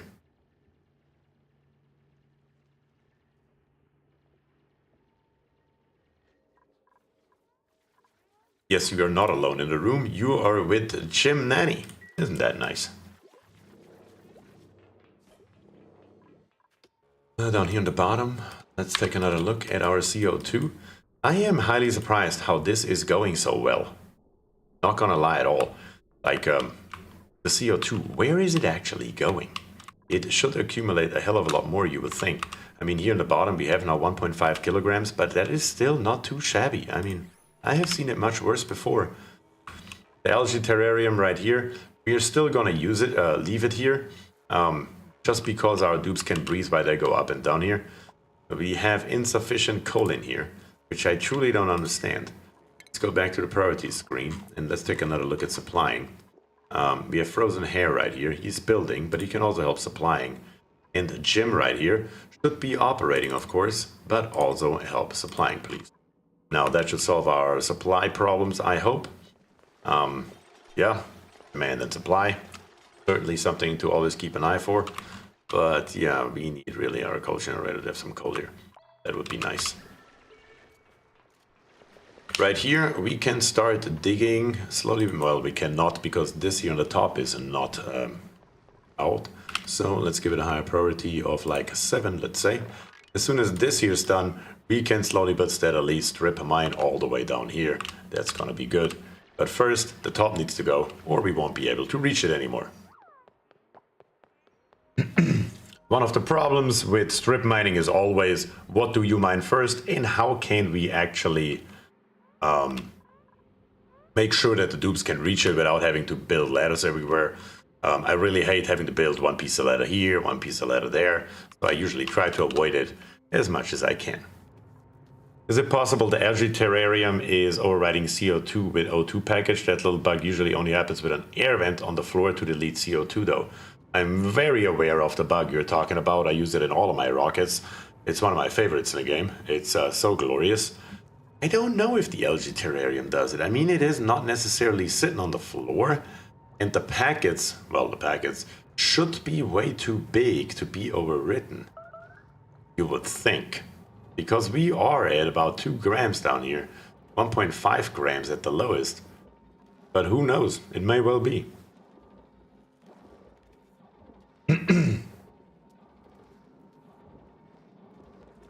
I'm not gonna lie, the chimney dupe is probably going to be a pain in the butt. And do the wrong task first. Not psychic, but he follows his namesake, yeah. Well, we will see. Don't you worry. I'll make sure that old Jim gets straightened out here. We have new abilities. We have improved carrying right here. That's Iris. Iris gets a level 2 hat, of course. And Dear Guard, Applied Sciences. Yes, so we're gonna put you, well, maybe a little bit early for that because your morale is pretty low. We need to take a look what we can do before we upgrade you. We don't want to kill your morale completely. All the others other than Killjoy are pretty good looking. Do a somebody that can work on our sculptures right here. How much is left right here? 38 seconds. Yeah, that will be a good thing. We need that dupe that is coming out of this printing pod. And with a little bit of luck, it is somebody who can actually do some aesthetic work.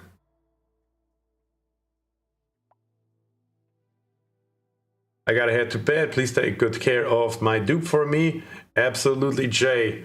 I will make sure your dupe is still here on the next stream.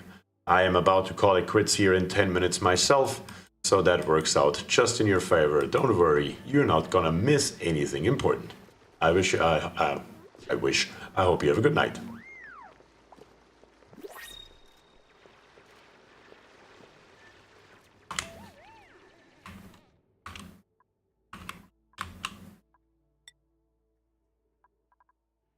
Okay. What else do we have going on? Here we're still slowly but steadily digging. We have more oxalite here. That never hurts. Very good. Did they ever fix the bug where when you dig up oxalite, there is less oxygen coming out of the debris? Or is that still a thing? Not that it matters too much right this moment, but still a good thing to know, I guess. Right here. A little bit wider, just so the dupes are not getting bored anytime soon here. And it's always good to have some extra material.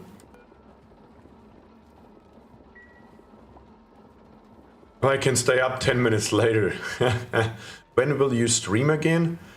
Not this weekend, that's for sure, because I'm busy. Most likely on, well, probably on Monday, I would say, but I'm not entirely sure yet.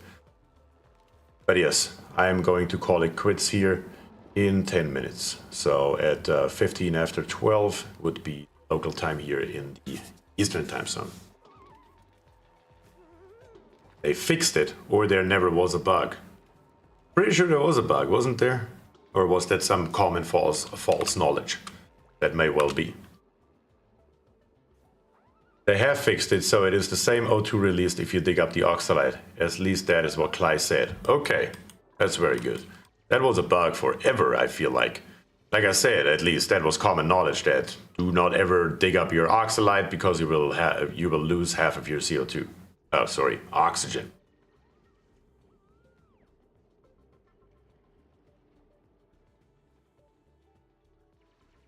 I'm glad I'm on vacation at the moment because it's already just after 6 AM here and I've been watching since the stream started. Holy cow.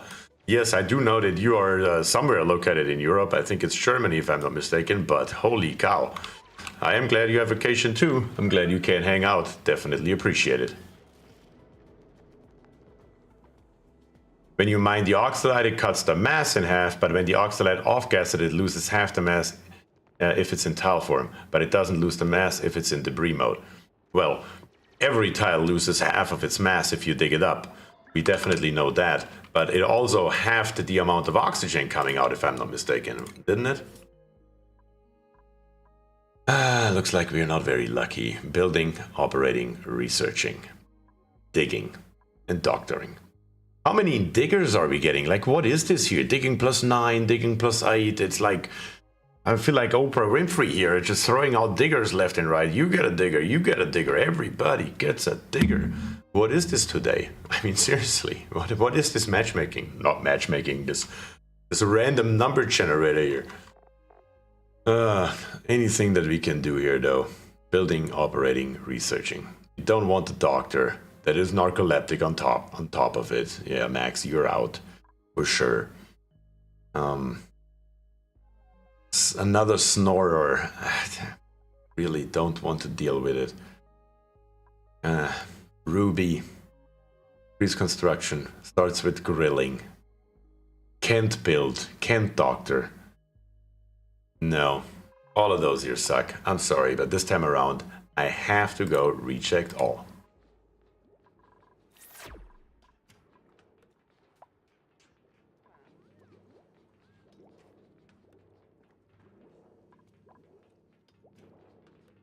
Cubist knit. Truth be told, I don't even know what that is. That didn't exist when I played the game last time. What is that? I am gonna go right here. Come on, I really want to go crit wrenching. You passed on that lovely suit. Like, what does it do? I should have probably read it, shouldn't I? I thought it was just some like a snazzy suit or something. Does it do anything better than a snazzy suit?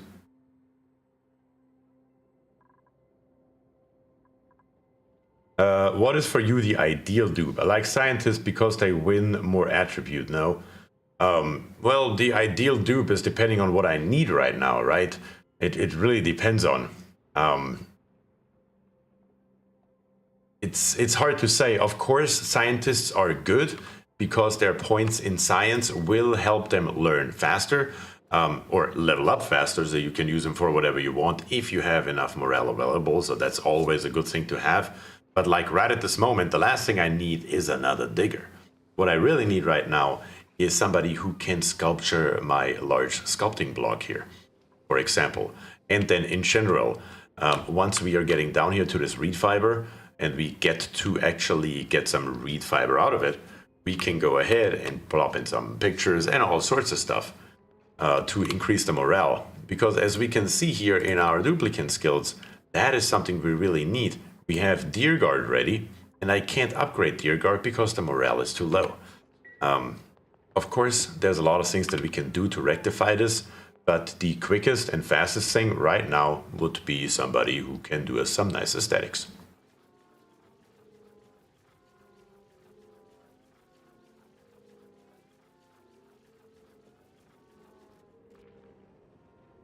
Why not build a flower pot? That is actually a good question. Why am I not building a flower pot? Do I have it unlocked? Let's see. Let's plop a flower pot in here. Question is, do I have a flower of some sort that I can plant in there? I'm not sure what I have laying around here seed-wise. We have a mirth leaf. That should get the job done. That works. At some point, I like dupes with 2 to 3 favorite shops, even though they get less points in them, simply because they get a lot more power cost skills to eventually learn. 100% in the beginning, like at the very, very beginning, it is really good to have a +8 digger or something to get your digging up and running really quickly. But later on, I'd rather have 3 skills with each +1 than 1 skill with +8, unless that skill is literally what I need this very second. I couldn't agree more. It's very situation dependent, let me put it that way. We are once again low on food. We probably have to put in a bigger plantation at some point here, and that some point is going to be coming really quickly. Over here, we have currently 6 out of 8 and 2 eggs. Once this one here is full, we are going to go ahead and build us a second ranch, and then we can actually start also making omelets out of these eggs right here. And leave this as it is. Let's duplicate this entire setup right here real quick. Something just like this. And wherever we need it, we're going to put in another wall. There we go. That should get the job done here. And then right here on top, we're going to dig through So we can actually reach this side of the base here as well. Well, not the base, that's not really our base. Of the map, better to say.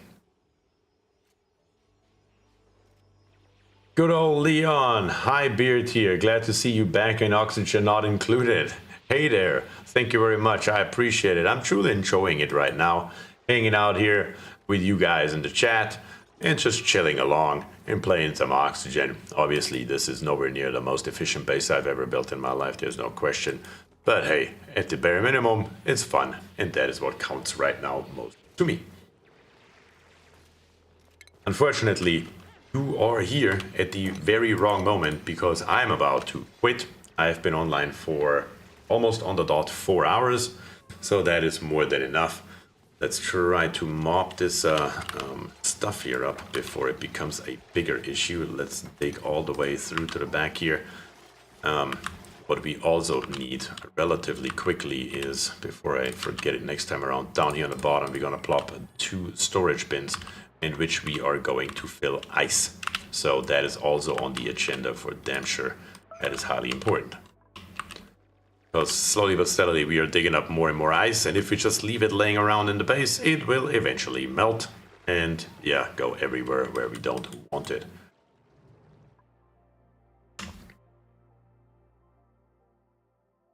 Holy cow, it has been 4 hours already, doesn't seem like it. I couldn't agree more with you. Do you think you will do rocketry in your run? This one right here? Oh yeah.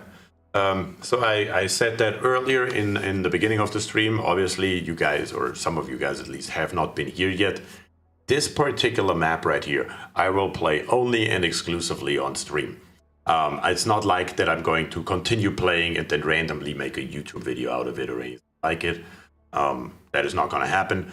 I may take potentially today's stream, cut it together and make a YouTube video out of it. We will see about that. But I am not going to keep on playing without being live. That is a guarantee. So you can find the VODs on my channel if you miss a stream or if you want to catch up on something, obviously with the different play speeds and whatever you need and the fast forwarding, all the good stuff that you're used to. But no. This here will be only played on stream, and we just play it as long as we have fun with it. It's literally this simple. Let me set this here up real quick, and then we are going to save the game. We're going to save it as a Luckless Sewer 1. Isn't that a fitting name? And then, yeah, I would say, yeah, thank you very much, guys. I truly appreciate it. That you guys joined today, especially the guys that have been here since literally the beginning of the stream 4 hours ago. That is absolute insanity. The video has reached 41 likes with a high of, I believe it is 46 concurrent viewers, which is definitely a new high for me on my channel being live. So I truly appreciate your guys' support.